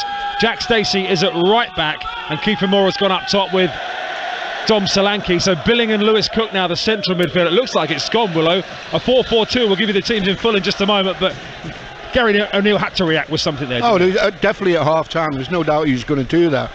I mean, yeah, I can understand them leaving it 10 minutes in the league game, but the FA Cup being it what it is and you're 3-1 down, make the changes now. Give you the teams in full in a second. Cherries are going from right to left in this second half. The rain is still sweeping in. Red and black stripes, black shorts and red socks for Bournemouth. Change colours of sky blue shirts for Burnley, navy socks and sky blue. Navy shorts and sky blue socks for the Hint of Claret. Our officials are in a luminous yellow. Tim Robinson from West Sussex is the man in the middle as Kiefer Moore chases it down towards the corner flag and wins his side a throw-in right down by the flag on the left-hand side. I'll give you the teams, I say, very shortly indeed. Just one contentious VAR moment in the first half, which was judging a marginal onside decision for the second Burnley goal after a mistake by Lewis Cook. After Ryan Christie had brought Bournemouth back to 1-1. 2 goals from Anas Zaroury just before half-time, giving Burnley that 3-1 lead. The thing about it for me is, and they're talking about it downstairs, did they look at the first offside? The first pass? Yeah, I don't think so. I'm not sure. I mean, maybe they did. We'll come back to that a bit later if it becomes further relevant. But that, I guess, as we said earlier, before kick-off, papering over the cracks really of a disappointing first half for Bournemouth. I will give you the teams, I promise, in a second, but the ball hasn't gone out at the moment. Burnley just playing it around along their back line at the moment, having themselves had to make a substitution in the first half, and that will go out of play there. That's a poor ball by Bayer, who looks at his studs for some reason after hammering the ball out for a throw-in. Cherries have got Travers in goal. They've now got Smith at left-back, Kelly's on as captain in centre-half along with Stevens and Stacey. The midfield then, Ryan Christie on the right, Cook and Billing in the middle, Anthony on the left, and Solanke and Moore up top. So 3 substitutions used, we say it already, by Gary O'Neill out of the 5 available to him this afternoon. Bournemouth playing it around at the back at the moment. Burnley have Peacock Farrell in goal, Roberts, McNally, Bayer and Taylor their back 4, Cullen and Brownhill centrally with Benson, Goodmanson and Zaroury, and then Ashley Barnes up top. As we look over to the far side of Burnley, get a throw-in on that far touchline. Just talking to 1 or 2 people about the possession stats at half-time, Willow, and how when Burnley are just knocking it along the back line and are allowed to do so, that will obviously skew the possession stats. They just take an unusual route, and again it's McNally, who looks like he should be the former Oxford man, for the Cherries to try and get at when he's got the ball, because he keeps giving it away. Throw into the edge of the penalty area by the Cherries to Moore, and then back to Christie, running along the top of the box. Here's Dom Solanke. That's a magnificent save, but the header is in, and Bournemouth, within 2.5 minutes of the restart, have got themselves immediately a big lift. Dominic Solanke, just his 4th goal of the season. It came from a Burnley mistake, which led to a Bournemouth throw, and Solanke was there at the second attempt to head it into the net, past Peacock Farrell, and it's Bournemouth 2, Burnley 3. Yeah, what a great start to the second half that is. Dominic's getting a talking to from the referee, as is the goalkeeper. There was a bit of a, after the ball hit the net, I think the keeper kept hold of it, and Dominic wanted it back quick.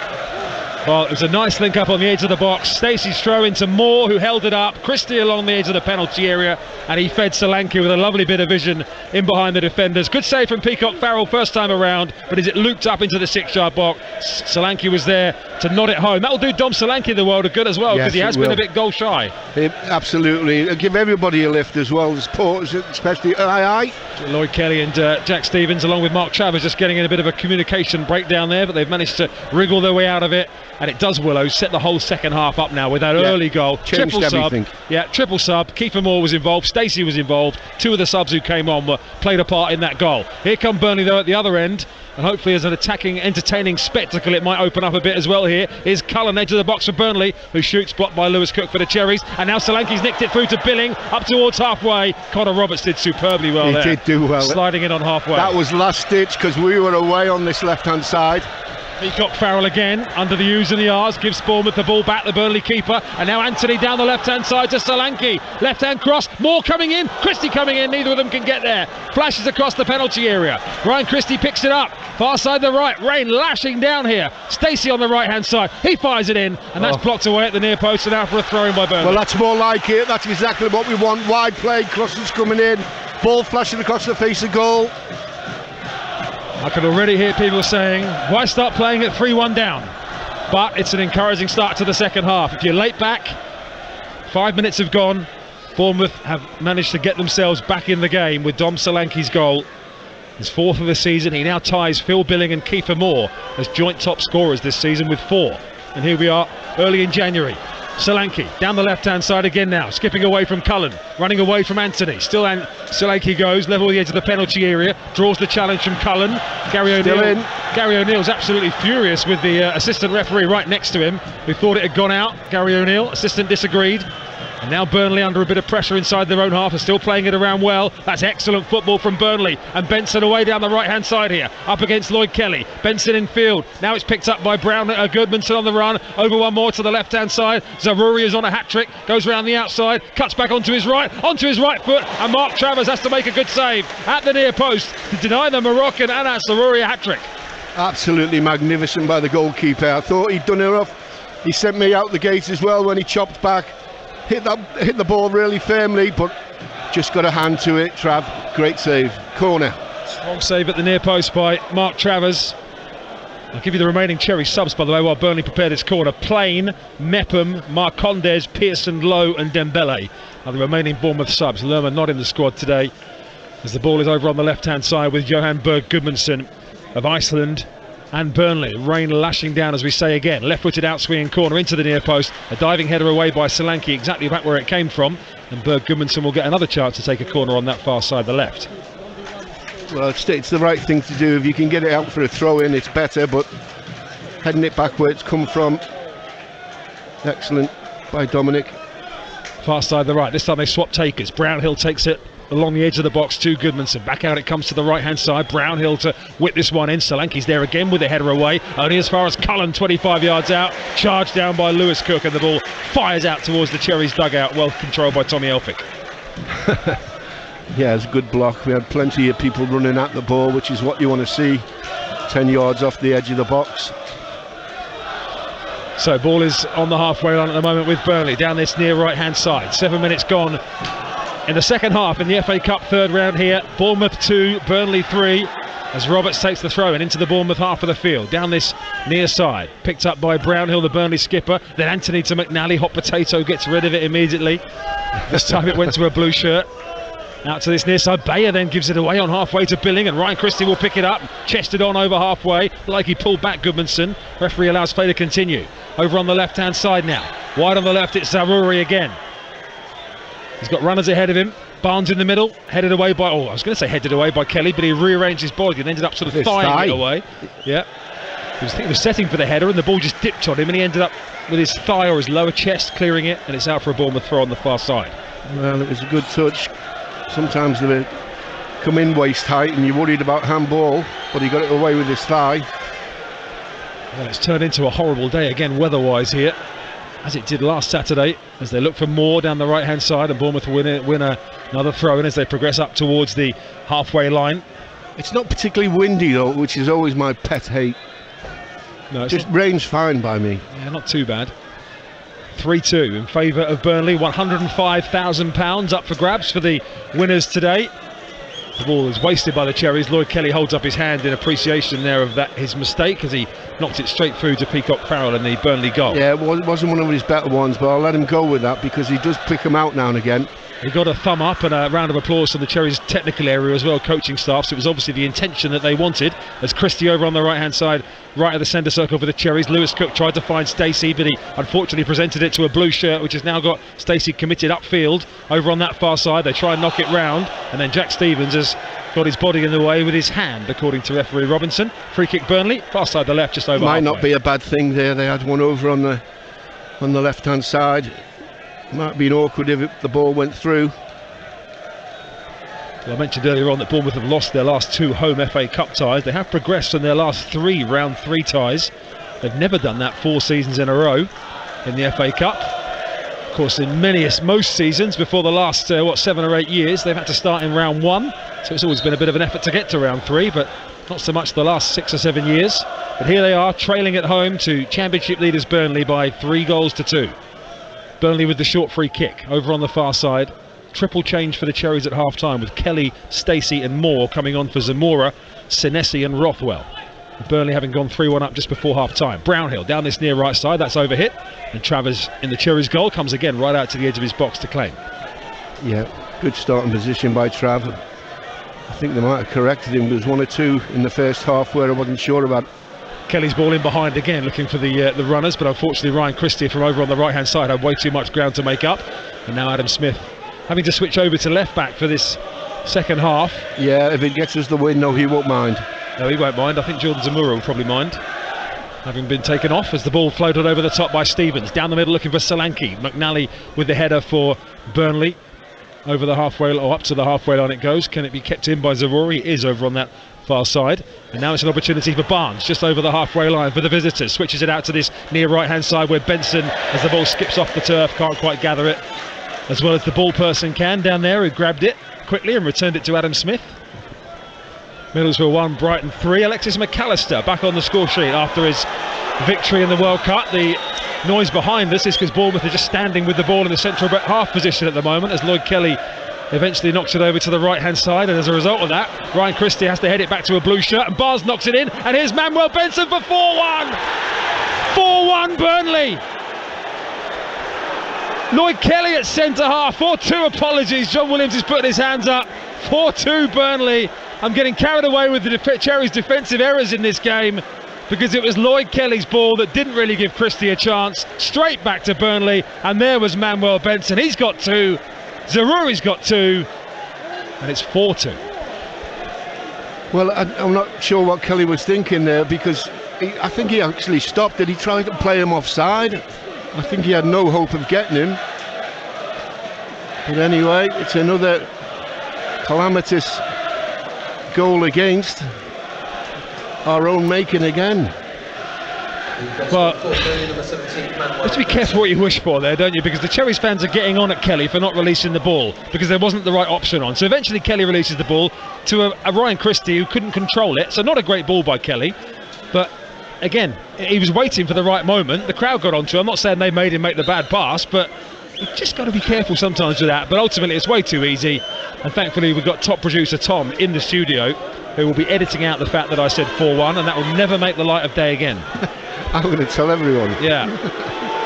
Kelly has the ball at the back there. There's a few boos there with Lloyd Kelly on the ball. Now I hope that's not an individual Bournemouth player getting booed. As the ball on this near side is with Burnley once again now. Billing tracking back. And Benson is pushed off it quite easily, but it's out for a Burnley throw. There's still 33 minutes to go here. Conceding 4 goals at home to a lower league opposition is no good. It's not what is going to win you games, absolutely not. But there's half an hour or so here for Bournemouth to get back in the game. It's a strange situation, isn't it? You know, having got the goal back, everybody was given hope. I don't feel it's knocked out of us just yet.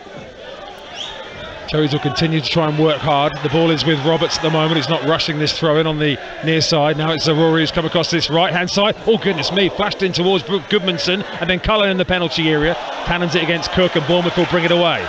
Down this right hand side, up towards halfway where Solanke gets beyond Cullen. Solanke up to halfway to the left, and Jadon Anthony. Off the left hand side it goes. Anthony continues his run, spreads it over to the right hand side, and Jack Stacey looks to set it with his right foot, crosses it into the penalty area. Not a great delivery from Stacey. Too easy for McNally to clear, and now Charlie Taylor over in that far corner up against Christie will clear it down the line. Yeah, there was a lot of pace on the ball, but he had to miss the first man. Kiefer run off to the far post. You've got to go down the end of them. Well, again, that's the quality we talk about, isn't it? Sometimes it's the frustration that's just unchallenged from Stacey. Not enough quality on the cross. He's never going to reach Kiefer Moore. And it's now back with Lloyd Kelly at the heart of the Cherries defence again. Forward it comes to Anthony on this left-hand side. Solanke is wide on the left. Again, Tommy Elphick's clapping his hands above his head, the Cherries' first-team coach, for that ball by Kelly. And then Solanke is clipped. Free kick to Bournemouth, wide on the left, 35 yards out. 4-2 Burnley. Well, this is a better angle than the straight ones. They can clip this in, aim it for the far post. Somebody's got to make a run, jump early if you have to, take a chance and try and get a clip on it. Well, I've not been at many games, Willow, where the Cherries have conceded 4 goals at home inside 56 minutes, particularly to a team from a lower division. As the ball on the left-hand side with the Cherries for a free kick. Christie and Anthony over this one. Ryan Christie delivers it, left-footed towards the back post. It didn't quite reach Kelly. It's cleared away by Burnley out to the far side where Stacey picks it up. I can't remember what the score was when Jordan Clark went to get the cups of tea he's just come back with, as Billing has it on the right corner of the penalty area now. Bournemouth still keeping the pressure on. Lewis Cook's ball deep, couldn't quite reach Moore, headed behind by Burnley. Connor Roberts was there, and it'll be a corner on the left hand side to the Cherries. There's 2 of them on the far post there. Kiefer can afford to gamble to get in front. I think it was Anthony who was just behind him. Anthony's setting down this corner away to our left as the rain continues to drive down here in Dorset on the FA Cup third round day. This will be one of the shocks at the moment in terms of official shocks, as Anthony whips the corner into the back post. Peacock Farrell wasn't getting there. McNally cleared it away out to the far side. Cherries will pick it up. Stacey again, half-time substitute, tries a little step over, and unfortunately for him does a little step over and a stumble, and the ball rolls over the touchline for a Burnley throw. Yeah, he couldn't get it out from under his feet there. Deep corner, that one, missing everybody out. Well, there's been 6 goals, Willow, and I reckon if we include the Burnley third just before half-time, where there were too many defenders around and they managed to let Zaroury get a shot away, I think all 6 have come from mistakes. They're all self-inflicted, they are, yeah. Yeah, we've made it harder for ourselves. I'm including the 2 Bournemouth goals as well in mistakes. Yeah. Yeah. So, Burnley haven't taken this throw in yet. Taylor on the far side will throw it down that far touchline. And it's a nice little turn by Solanke now, 30 yards out. Solanke towards the edge of the penalty area, but going cross field. And now Anthony onto his right foot. Oh, it's a very weak finish from Anthony on his right foot. And he dribbled it straight at the keeper. Yeah, well done, Dominic, though. Really pushing at the defence, drawing players towards him. Just gives Anthony a little chance for O'Kayla in the corner, but didn't catch it, did he? Just had a little message from Chris Smith, the former Cherries head of communications here at AFC Bournemouth. He said he's tuned into us for the very first time because he's normally at a game. First thing he did was tune in to hear me get the score wrong. As the ball comes down to this near side, and Roberts has got it wrong there as he's miscontrolled the ball out of play, and Anthony with a quick throw down the left side. Good sliding challenge by McNally, level with the edge of his own penalty area for Burnley. Bournemouth get a throw in down the left hand side. 4-2 in Burnley favour with almost 62 minutes gone here. Kelly, having come on at half-time and taken the armband off Adam Smith, won't be happy with his part in the 4th Burnley goal. As Stevens plays it forward, but immediately gets it back on the far side. And now it goes back to Mark Travers defending the goal away to our right. He's conceded 4. Neto not too far away. I'm not sure again how much necessarily you point at Mark Travers as he gets the ball back again to our right, but Neto is gaining fitness with every week, probably going to be still 2 or 3 weeks away as Moore jumps inside the Burnley half of the field against McNally, who's of similar height to Kiefer Moore. They're both also wearing number 21 on the back of their shirt, as Taylor in the left back position for Burnley comes under pressure from Christie. And now it goes back again to Bayer, who with yellow boots comes striding out, the German from the heart of the Burnley defence. Roberts in field to Benson, clipped over the top where Brownhill will pick it up. He's a player Bournemouth have been linked with, Josh Brownhill, but if you're Josh Brownhill at the moment and you're 4-2 up away at Bournemouth and you're seeing Cherries play like this today, you're probably not immediately putting Bournemouth in your sat-nav, are you? No, you're not. 18 minutes gone in the second half. John Williams alongside us. You're listening to BBC Radio Solent. Already today we've brought you full commentary on Tottenham 1, Portsmouth 0. 8,000 Pompey fans at Tottenham today. Absolutely superb effort there or thereabouts. And Crystal Palace 1, Southampton 2.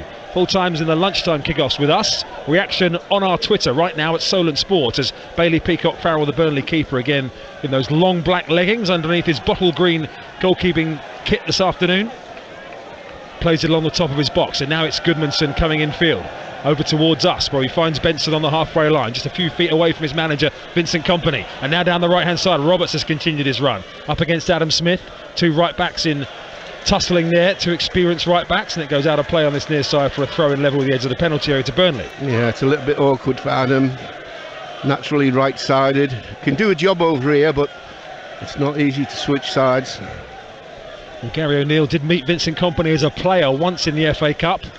1-0 victory for Manchester City at Middlesbrough. Benjani, the former Portsmouth striker, getting that goal. That was their solitary meeting in this competition, as it's lined up here from a long way out, and the shot is beaten away by Travers, and it runs to Benson, whose first touch was poor in the penalty area, and now the shot low comes in from Brownhill. Offside. And the flag goes up eventually there, and it was Charlie Taylor who had the effort from a long way out, I think, and it was beaten away by Travers, and Benson couldn't make it count. No, good defending, you have to say, to catch him offside. We're going to get caught out here. We've got Kiefer up there. Who? Kiefer up there. He's up there. So Travers will clear it away, right-footed. Blackpool are 2-0 up against Nottingham Forest, so another Championship team is at a 2-goal advantage on a Premier League team. Blackpool at home to Forest. Billings lost it to Benson down this right-hand side. Benson, right side, he's gone for a lob or a chip or something. I'm not sure what he was trying to do there. Anyway, it's gone sailing past the left-hand post. He puts his arm up in apology. It remains 4-2 to Burnley. There are 25 minutes left. Again, Philville just giving the ball away there too cheaply. I think he was trying to clip that for his teammate far post, but it didn't. He got miles too much on it. Another sub coming up. Yeah, we are going to get another sub in a minute. Sariki Dembele, I think, is getting his instructions from Gary O'Neill down on the touchline. Again, another player I thought could have maybe started today. Me too. Yeah, but Gary O'Neill opting not to rock the boat, rewarding Ryan Christie for a good performance at Manchester United. But he does give you that other option, does Sariki Dembele, as the Cherries try and, in this final 25 minutes, claw back this 4-2 deficit. 2 for Benson, 2 for Zaroury. Goals in between for the Cherries from Ryan Christie and Dom Solanke. Over to the far side, the right, the ball with Stacey, but his ball forward again is partially intercepted by a Burnley player, and now Ryan Christie's got a bit of space, adding towards the centre circle, looks for the big switch and finds Anthony off this left hand side. Anthony fronting up against Connor Roberts to the edge of the area. Anthony goes, going to do this all himself, runs into traffic, and again the ball George has closed on in there. Too many Burnley shirts around, and it's back with Bournemouth again, but forced away from goal. Yeah, Christie's still on it. Christie has it, 25 yards out. Cherry's going to make a second change. Burnley are about to make a change, I think, in a moment. They've got a couple of players being called back towards the bench as we wait for Bournemouth again down this left-hand side to try and put a forward movement into action. Adam Smith has it, wide on the left to Anthony. Attacking the north end, away to our left. In from Anthony towards Moore, helped on by Solanke to the back post. Off a defender in the end, as Stacey couldn't get there. Cherry's corner, far side the right. Yeah, good cross in, Kaelan towards the far post. Somebody trying to get on it, but sky blue shirt that did it. So Dembele about to come on for the Cherries. Looking down to the substitutes bench. It might be Sammy Bastian or Nathan Teller who's about to come on for Burnley here. Just keep an eye as that substitution is being got together. Bournemouth have a corner away to our left, heading for the final quarter of this Emirates FA Cup third round tie at the Vitality Stadium. Deep from Ryan Christie towards the back post, still in the air. Kiefer Moore didn't even jump, but he's happy for Burnley to nod it behind for another corner. See, I know that's lofted, but I wouldn't mind that. I think the bigger lads can head that back across goal. Well, in the end they doubled up on Kiefer Moore, so he didn't get the chance to get a contact on it, and it comes across to this left-hand side for Jadon Anthony to try and deliver a corner now for the Cherries. This one's hanging underneath the crossbar. Again, it's a Burnley head that wins it. A good header it was too. And behind it goes from Taylor for a corner to the Cherries again. Yeah, he wins some good headers, Taylor, doesn't he? That's not the first time. Officially into the last quarter of the game. We're going to see Jack Cork, the Burnley captain of Norm, come on very shortly as well. In it comes from Anthony to the near post this time. Flicked on by Christie off the line. Still there with Lloyd Kelly. Off the bar. They can't get it in. I think that might have hit the woodwork twice. It did. Off the line, off the bar, off everything, but never into the net. Bar and post, I think it hit. That was incredible. Well, we're going to get a replay of that as it goes behind for another corner. It was off Ryan Christie. It was off the line by Ashley Barnes. Lloyd Kelly's header hit the bar and the post and then bounced behind. Incredible. Corner Cherries on the far side. Whipped in again deep towards the back post where everybody's run under it, but Lewis Cook is coming around the back to try and keep it in. It hasn't stayed in. Up goes the flag. And after a couple of promising set pieces, that one was, I'm afraid, woeful. And it's going to be a sign for the substitutions. It is going to be Nathan Teller. And it is going to be Jack Cork. But first of all, for the Cherries, it's going to be Dembele for Christie. Yeah. I mean, he's done bits and bobs, Christie. Obviously got himself a goal. He's probably been our most dangerous player. Oh, decent reception for Ryan Christie, coming off at 4-2 down. I suppose you're thinking, what am I going to get here? But actually, that was a relatively decent response. Can you think of anybody who's been more influential? Not really, no. Dominic, maybe? Yeah. So Goodmanson off and Jack Cork on for Burnley. That's the first change. Nathan Teller is also coming on as well. His boots are so white and shiny, they look like tennis pumps. Nathan Teller. Well, he's coming on for Manuel Benson, who will not get a hat-trick. Jack Cork at Bournemouth quite a few years ago. You're right, John, you're right. So Teller coming on, who's having a very good season. On loan from Southampton is Nathan Teller. Out of the picture, sent out on a season loan by Ralph Hasenhüttl. So he is on, and Cork is on. I'm going to say it now, Willow. Jack Cork's got 9 yellow cards this season. I think he might be on there just to break the game up a little bit in that number 6 role. Well, they see as it's one, they've just got to lock it up now. Yeah. So I think watch out for the cheeky little fouls and the taking yellow cards for the team and things. Jack Cork is a wily campaigner at 33 years of age. So is his dad. Yeah. Alan in a different position. It's the ball back with Burnley. Forward, yeah. Yeah, ball back with Burnley at the moment. Nathan Teller's come out to this right-hand side to replace Benson, who had a pretty good game, or a very good game actually, did Manuel Benson with the chances he had. Stacey has it in the centre circle for the Cherries. We've got 20 minutes left. It's Burnley leading Bournemouth here at the Vitality Stadium by 4 goals to 2. After a chaotic start to the second half, 2 goals in the first 11 minutes, 1 apiece after Bournemouth have reduced it to 3-2. Over on the far side, Burnley have it now. Goes back to Josh Brownhill, now Cullen, whose mistake for the Bournemouth equaliser seems a world away now. Burnley fans are laying again as McNally again down this right hand side. Ball goes sailing out of play from the Irish centre half. This ball boy is sharp as attack. He's on everything. Yep. One bounce and it's his. It's ball boy or ball girl we should say, because they're sat down with a hood up, so I can't possibly tell you if it's a boy or a girl, but whoever it is, ball person, they're doing a good job. Blackpool 3, Nottingham Forest 0.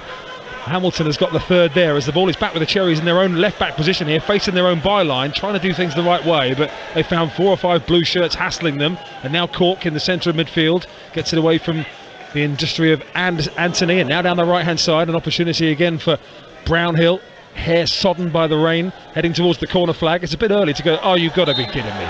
There's the pathetic free kick by the corner flag given by the assistant referee. Anthony has hardly touched Brownhill, who all he was ever going to do was try and win that free kick, and the linesman got absolutely suckered. Well, do you know, yes, he did get suckered, but you know what? You've got to invent a way of being cute. You've got to find a way of not even touching them. You know, you can stick your leg through his legs, try and drag the ball back out of away from him. Or the officials just do not give it. Well, it's another option. Wade Smith, the assistant down there with the flag. Very flimsy decision. Brownhill with the free kick for Burnley, which is as good as a corner from the right hand side, who's only got about half a yard of angle off the byline on it. Comes out to the top of the box, not the edge of the box one again. It nearly was. Teller couldn't get there, and now Lewis Cook breaks away. Anthony to his left has got more pace. Burnley with their fresh leg substitutes chasing back. Teller's in pursuit of Anthony, who has to hold it up, and in the end Roberts got back there too. Good bit of double teaming from them, and Bournemouth just didn't quite have the gas to make the length of the pitch. No, they didn't. It was great work by Cookie to win the ball back. But we didn't have the pace to get past them. That almost felt like Burnley were taking the mickey with the edge of the box corner there, Willow, having seen Palace do it twice last week and score from one of them. It's exactly the same one, but the Cherries had Lewis Cook ready to cut it off. 4-2 Burnley, 18 minutes just less to play on BBC Radio Solent. The inquest after 5, if that is what it will be. Get in touch with us, we'll tell you how later, as Anthony plays it into the edge of the box for the Cherries. Cleared away with his head by Bayer. Now it's Billing, gets it from Smith, and Bournemouth have to go back to halfway again. And they've got a big job on here in the remaining 17 minutes to claw this one back. Yeah, I've got to get the ball to Dembele, see if he can come up with some of his tricks. Imagine that at home to a team from a lower division. Oh no, Lloyd Kelly's played it straight across the field and out for a throw-in on the far side, and that missed its target by 10 yards. Yeah, that's the second one, isn't it? Like I say, he's usually pretty competent on the big switches, but the last two have gone awry. Well, he's still trying it. Didn't get a great reception for that one. And Burnley at the moment are on track for a 4th successive victory here at the Vitality Stadium. The last win, as we say, back in December 19. In fact, it was in the Premier League. I corrected myself wrongly earlier on. Jay Rodriguez, late winner. But 4 away wins here in a row will be some going for Burnley.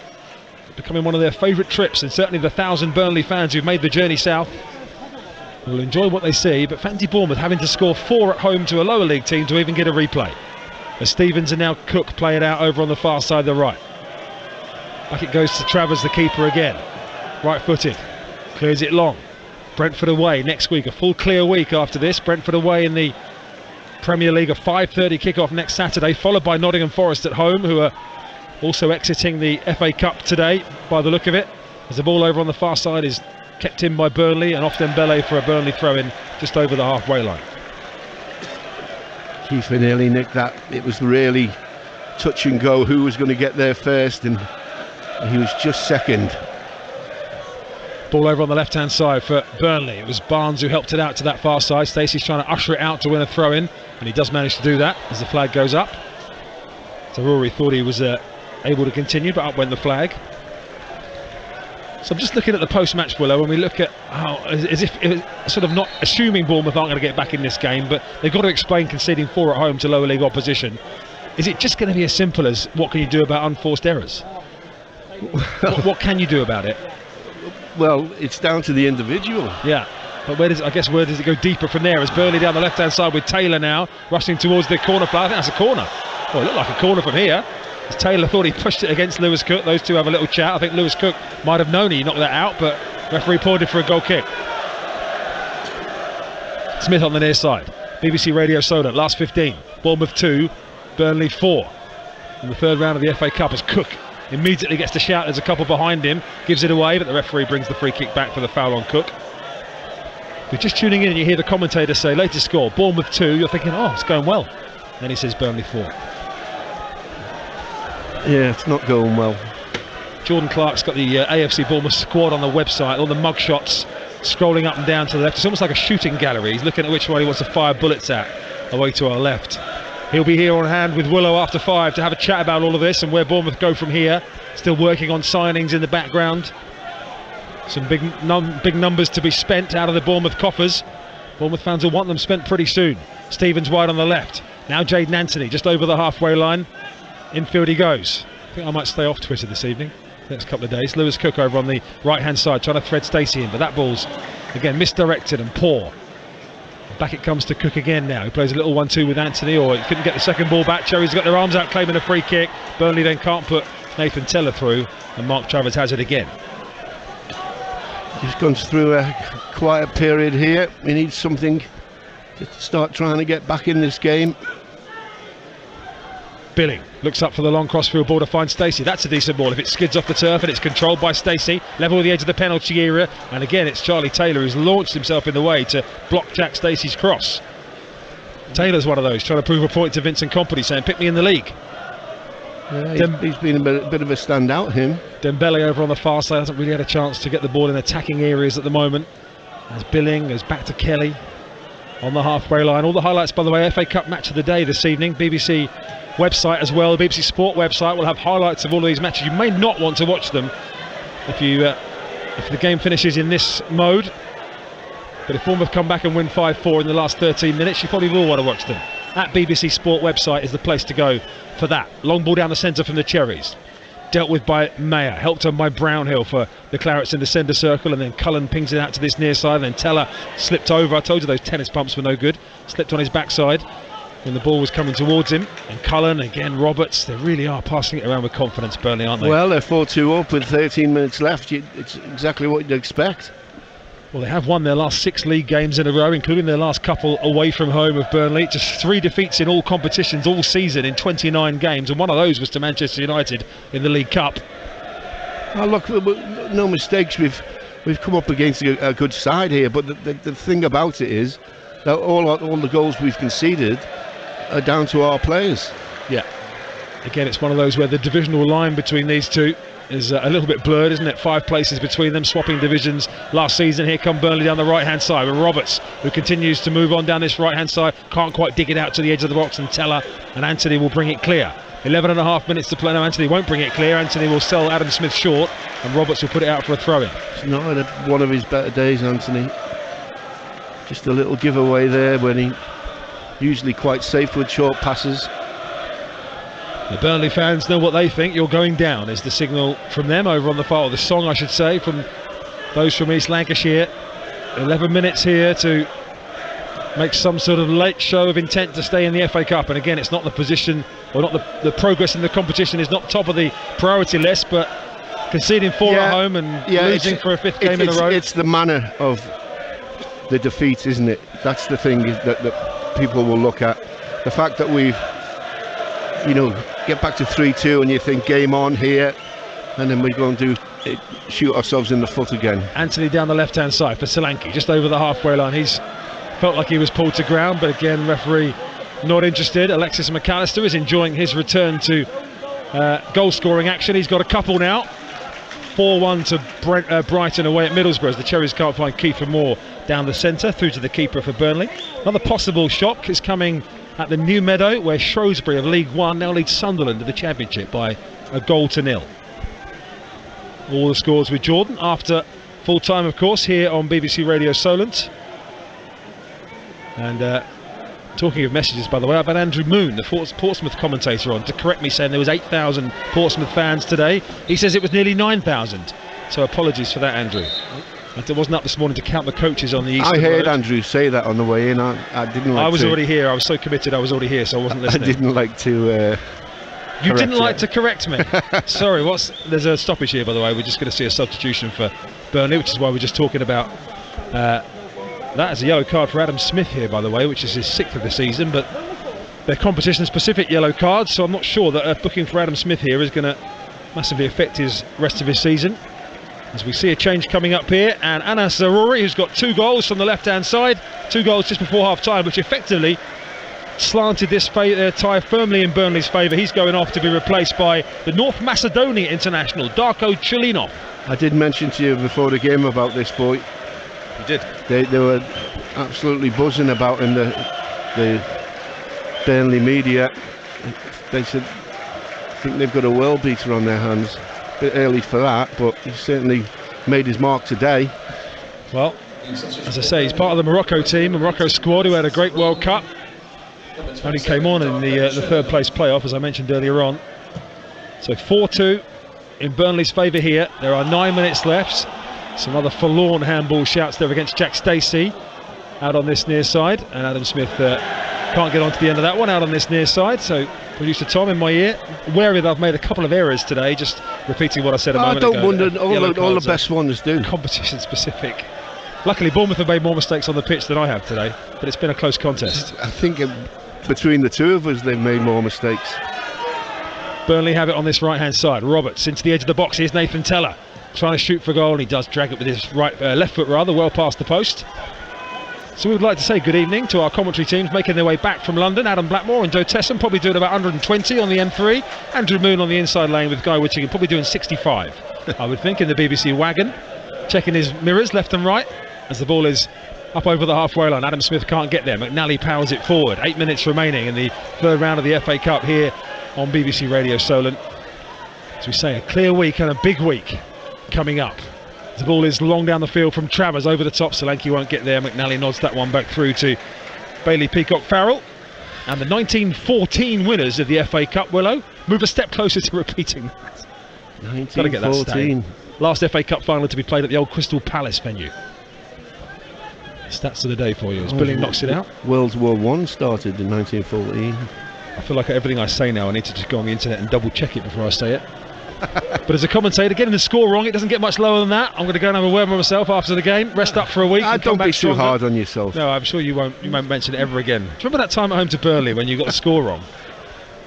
To be honest, it's just I was mesmerised by the amount of errors in the game today. Burnley just playing it around in the central third at the minute. You're not missing anything. Bournemouth have won it back. Here's Dembele trying to get away from the very close attentions on the far side of Chilinov. That's unbelievable. He's pulled his shorts off. I think it was his first involvement in the game, Chilinov, and I'm afraid you can't rugby tackle, and that is a yellow card for the North Macedonia international, who may well be featuring against England in the Euro 2024 qualifiers, because England are in the same group as North Macedonia. He wants to go again, the referee. Free kick on halfway. 4-2, Burnley lead. 7 minutes to play, just less than that. Billing on the halfway line. Is there one goal here to set up one of those old school grandstand finishes that we used to enjoy here, Willow, at the Vitality Stadium? Yeah, I hope so. They'll get one more chance, that's for sure. Whether they take it or not, I don't know. Burnley set up in a pretty solid 4-5-1 formation now, with Jack Cork anchoring that midfield. Well, Bournemouth, if they're going to take any solace from today, they're not the only Premier League team to concede 4 to a Championship team, because Nottingham Forest now have away at Blackpool. 4-0 there through Jerry Yates. Here's Stacey over on the far side, the right, for the Cherries, just over the halfway line. Ways to get in touch, of course. Jordan will remind you of them after full time. We want to hear from you this evening, Cherries fans, or even Saints and Pompey fans as well. Maybe you're just getting back into the area, listening in, as Anthony plays it on the left-hand side into the edge of the box. Oh, it's Dembele who's still got it. It was not behind him by more. Dembele now feeds Jack Stacey. Great challenge came in there, and in the end, Dembele tried to find Stacey unselfishly, but it was Charlie Taylor again, I think, Willow, with a retreating challenge, was it? I think Dembele should have shot, Chris. Yeah. You know, given he's 7 yards out, you're trying to make the perfect goal. Just smash one. Anthony with the corner over on the far side, the right. We have a few seconds left before we enter the final 5 minutes of the 90. 2-4. Anthony, right hand side in towards the near post. Guess what? Doesn't beat the first man. I know. John Williams just kicking the desk. I don't mind that sort of cross. I don't mind, but somebody has got to make a run, selfish run across the face of the Burnley player, just in case it is under hit. Cherry's on the right hand side again with Dembele now ducking in field onto his left foot this time. Big. That cross is way too high. Everyone had made the run to the near post, and Dembele's cleared them all and through for a Burnley goal kick. Goal attempts, 6 each on target. Unfortunately for Bournemouth, 4 of the Burnley shots have gone in. 2 for Manuel Benson, 2 for Anas Zaroury. The Cherries' goals bringing the score back to 1-1, and then 3-2 down came from Ryan Christie and Dom Solanke. Gary O'Neill made a triple substitution at half-time, which immediately brought dividends. 3 minutes into the second half, Bournemouth back to 3-2, but then just 8 minutes later, some more defensive calamities, and Manuel Benson made it 4-2. Burnley have got another player down here. Just having a look, it's a bit of cramp, I think, for Ashley Barnes in midfield. As the ball down the right-hand side for the Cherries, again, goes back to a blue shirt. Dom Solanke's pressuring keeper Peacock-Farrell. So the draw for tomorrow afternoon, you're not interested, I'm sure, from a Bournemouth point of view, but it'll be before the Manchester City-Chelsea game, as Bournemouth get a free kick just over the halfway line on this left-hand side. Round about 4 o'clock tomorrow afternoon, BBC One. Southampton fans will be interested, they will be in it. But unless there's a dramatic turnaround here, Southampton will be the only South Coast team in round 4 of the FA Cup. Well, we're getting towards the last chance saloon. I did say we'd get another chance. Here's an opportunity from a free kick out wide on the left. So Anthony stands over this, everybody else has gone forward. There's a set play here, he's bounced the ball twice, everybody's looking. First priority to set play, somewhere near a red shirt would be handy. As Anthony waits for the runners to start their movements here. 3.5 minutes to play, Bournemouth 4-2 behind. Anthony's ball in towards the penalty spot, bouncing around everywhere, and in the end there's a blue shirt just to hammer it out to this left hand side, back to Anthony, who controls it nicely. Quite a few red empty seats now starting to become visible as Cherries fans head for the exits on a still very wet and windy Dorset evening, as Bournemouth have lost it, and now it's Teller down this near side up against Dembele, who was too strong in the challenge and puts Teller on the turf, and it'll be a free kick to Burnley. Middlesbrough 1, Brighton 5. Dennis Undav, who I can't tell you too much about, has scored a 5th for Brighton. reward for their very long journey up to Middlesbrough today in the Cup. Well, a couple of people make it for the exits, quite understandable. Probably 1,000. Roberts down this right-hand side for Burnley. Kelly wants an offside, which the officials will allow play to continue as the ball runs through to Mark Travers. Away to our right. So it's going to be 3 FA Cup home defeats in a row for the Cherries. They have ended their run of 4 without a goal, scoring 2 today, but they've conceded 4. And Burnley have had them largely at arm's length, and again the jeers against Bournemouth are just holding on to the ball at the back, and then Lloyd Kelly's ball looking for Kiefer Moore, beaten to it by McNally, headed out for a throw-in down the inside left channel. Yeah, Smithy and Phil Bill having words there, not quite happy with each other's ways of doing things. Back it comes to Phil Billing on this right-hand side, or the left-hand side rather, for the Cherries, just over halfway, trying to snake his way through, but again there's too much congestion in there in blue shirts, and Teller releases it over to the left-hand side for Chilinov. He's got Barnes ahead of him. Teller back out on this right-hand side. Roberts lets it run to the Southampton loanee, Nathan Teller, who already has 8 goals to his name this season, into the edge of the box, laid off by Chilinov looking for Teller, and Jack Stevens, Southampton fellow loanee, takes it off Teller, and then Dembele's pulled back by Josh Cullen. That'll be a yellow card for the Burnley midfielder, but he won't care. No, they won't care. They're sharing it out, aren't they? Every time he gets the ball, Dembele, somebody tries to pull his shirt or his shorts off. Yep, at 4-2 up. That's what we've mentioned earlier on about just again, that's back to the Man City days. I don't know if Pep Guardiola taught Vincent Kompany that, or certainly it became more of a factor, because that's how City do it, isn't it? They share the fouls around, take the yellow cards, break up the attacks. Well, all the best teams do. They do it very well. It works for them. Kelly into the 90th minute. Bournemouth 2, Burnley 4 on BBC Radio Solent. No addition to the score since the 56th minute. Bournemouth have conceded 4 at home inside an hour to Championship opposition, albeit the Championship leaders and the top scorers in the country in the English League pyramid, top 4 divisions, with 52 goals, 8 clear of the next most in the Championship. Kelly has it at the back again here. Reaction to come from Gary O'Neill. Oh, Lloyd Kelly's played a ball to Adam Smith, which Smith can't keep in on this near left-hand side. Yeah, he's just had a bit of a wonky night, hasn't he, with his passing. The disappointing thing for me is we haven't got Dembele in the game at all. The twice he's had the ball has been centre of the pitch. I want him getting it out wide, 1-on-1, 1-on-2 even. Teller and Smith down this near side. Kelly back to Mark Travers, defending the goal away to our right. Over to that far side. 4 minutes to be added on here. We've just begun those 4 now. 4th official Dean Whitestone holding up the board, and now Dembele over the halfway line now. Is there one final moment here as Solanke's put in behind? The challenge in on Solanke. The first one just about knocks Solanke off balance enough to allow McNally to come round and sweep up behind, and it was good defending by the 2 centre-halves. Well, I knew we'd get one more chance, but that wasn't quite as clear cut as it looked. He had lots to do, Dominic.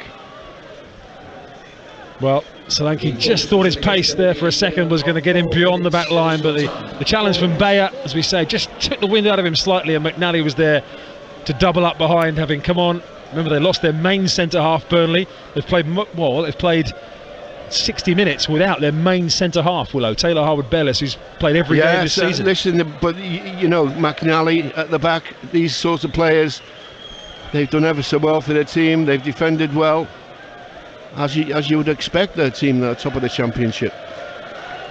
So Burnley just continuing to manage the game towards the end, but when you're 2 goals behind and you haven't played very well, it never seems to rankle quite as much, does it, as when you're on the maybe the precipice of getting something from the game. We've played 1 of the added 4.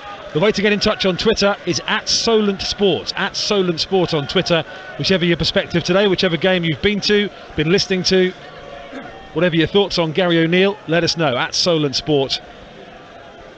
And you can also WhatsApp us, 08000 321 333. Here's Solanke to Moore, offside. 30 yards from goal as Kiefer Moore goes past his man. There's been 2 late goals for Sunderland at Shrewsbury, which has turned around that possible upset. It's now Shrewsbury 1, Sunderland 2. Elsewhere in the FA Cup, Jordan will have all the scores, as the Burnley fans certainly have got used to winning this season after a difficult season in the Premier League last season, which saw them drop out. The change of manager, Vincent Kompany coming in, bringing some signings in, and now they really are enjoying their season. Elsewhere, it's Bournemouth 1, Accrington 1, Chesterfield 3, West Brom 2, Fleetwood 2, QPR 1. That will be an upset. Hull 0, Fulham 2, Ipswich 4, Rotherham 1, Middlesbrough 1, Brighton 5. It's finished. Millwall 0, Sheffield United 2 is a full time, and Shrewsbury 1, Sunderland 2 still playing. Here, Bournemouth 2, Burnley 4. 2 minutes of added time to play. The ball's with Teller down this far corner, who tries to win himself a throw-in and does so off the Cherries on this near side. I was just waiting for him to fall over there. For you to go into one again. Fleetwood have beaten QPR by 2-1, so that is an upset. Championship team going out there. It's finished. Bournemouth 1, Accrington 1. The Cherries conquerors for last year. So basically in the FA Cup, Bournemouth don't get drawn at home to a team beginning with B. Bournemouth last year, Burnley this year. No progress. And both disappointing in their own ways. As the ball on this near side, in fact, it's a free kick given against Burnley.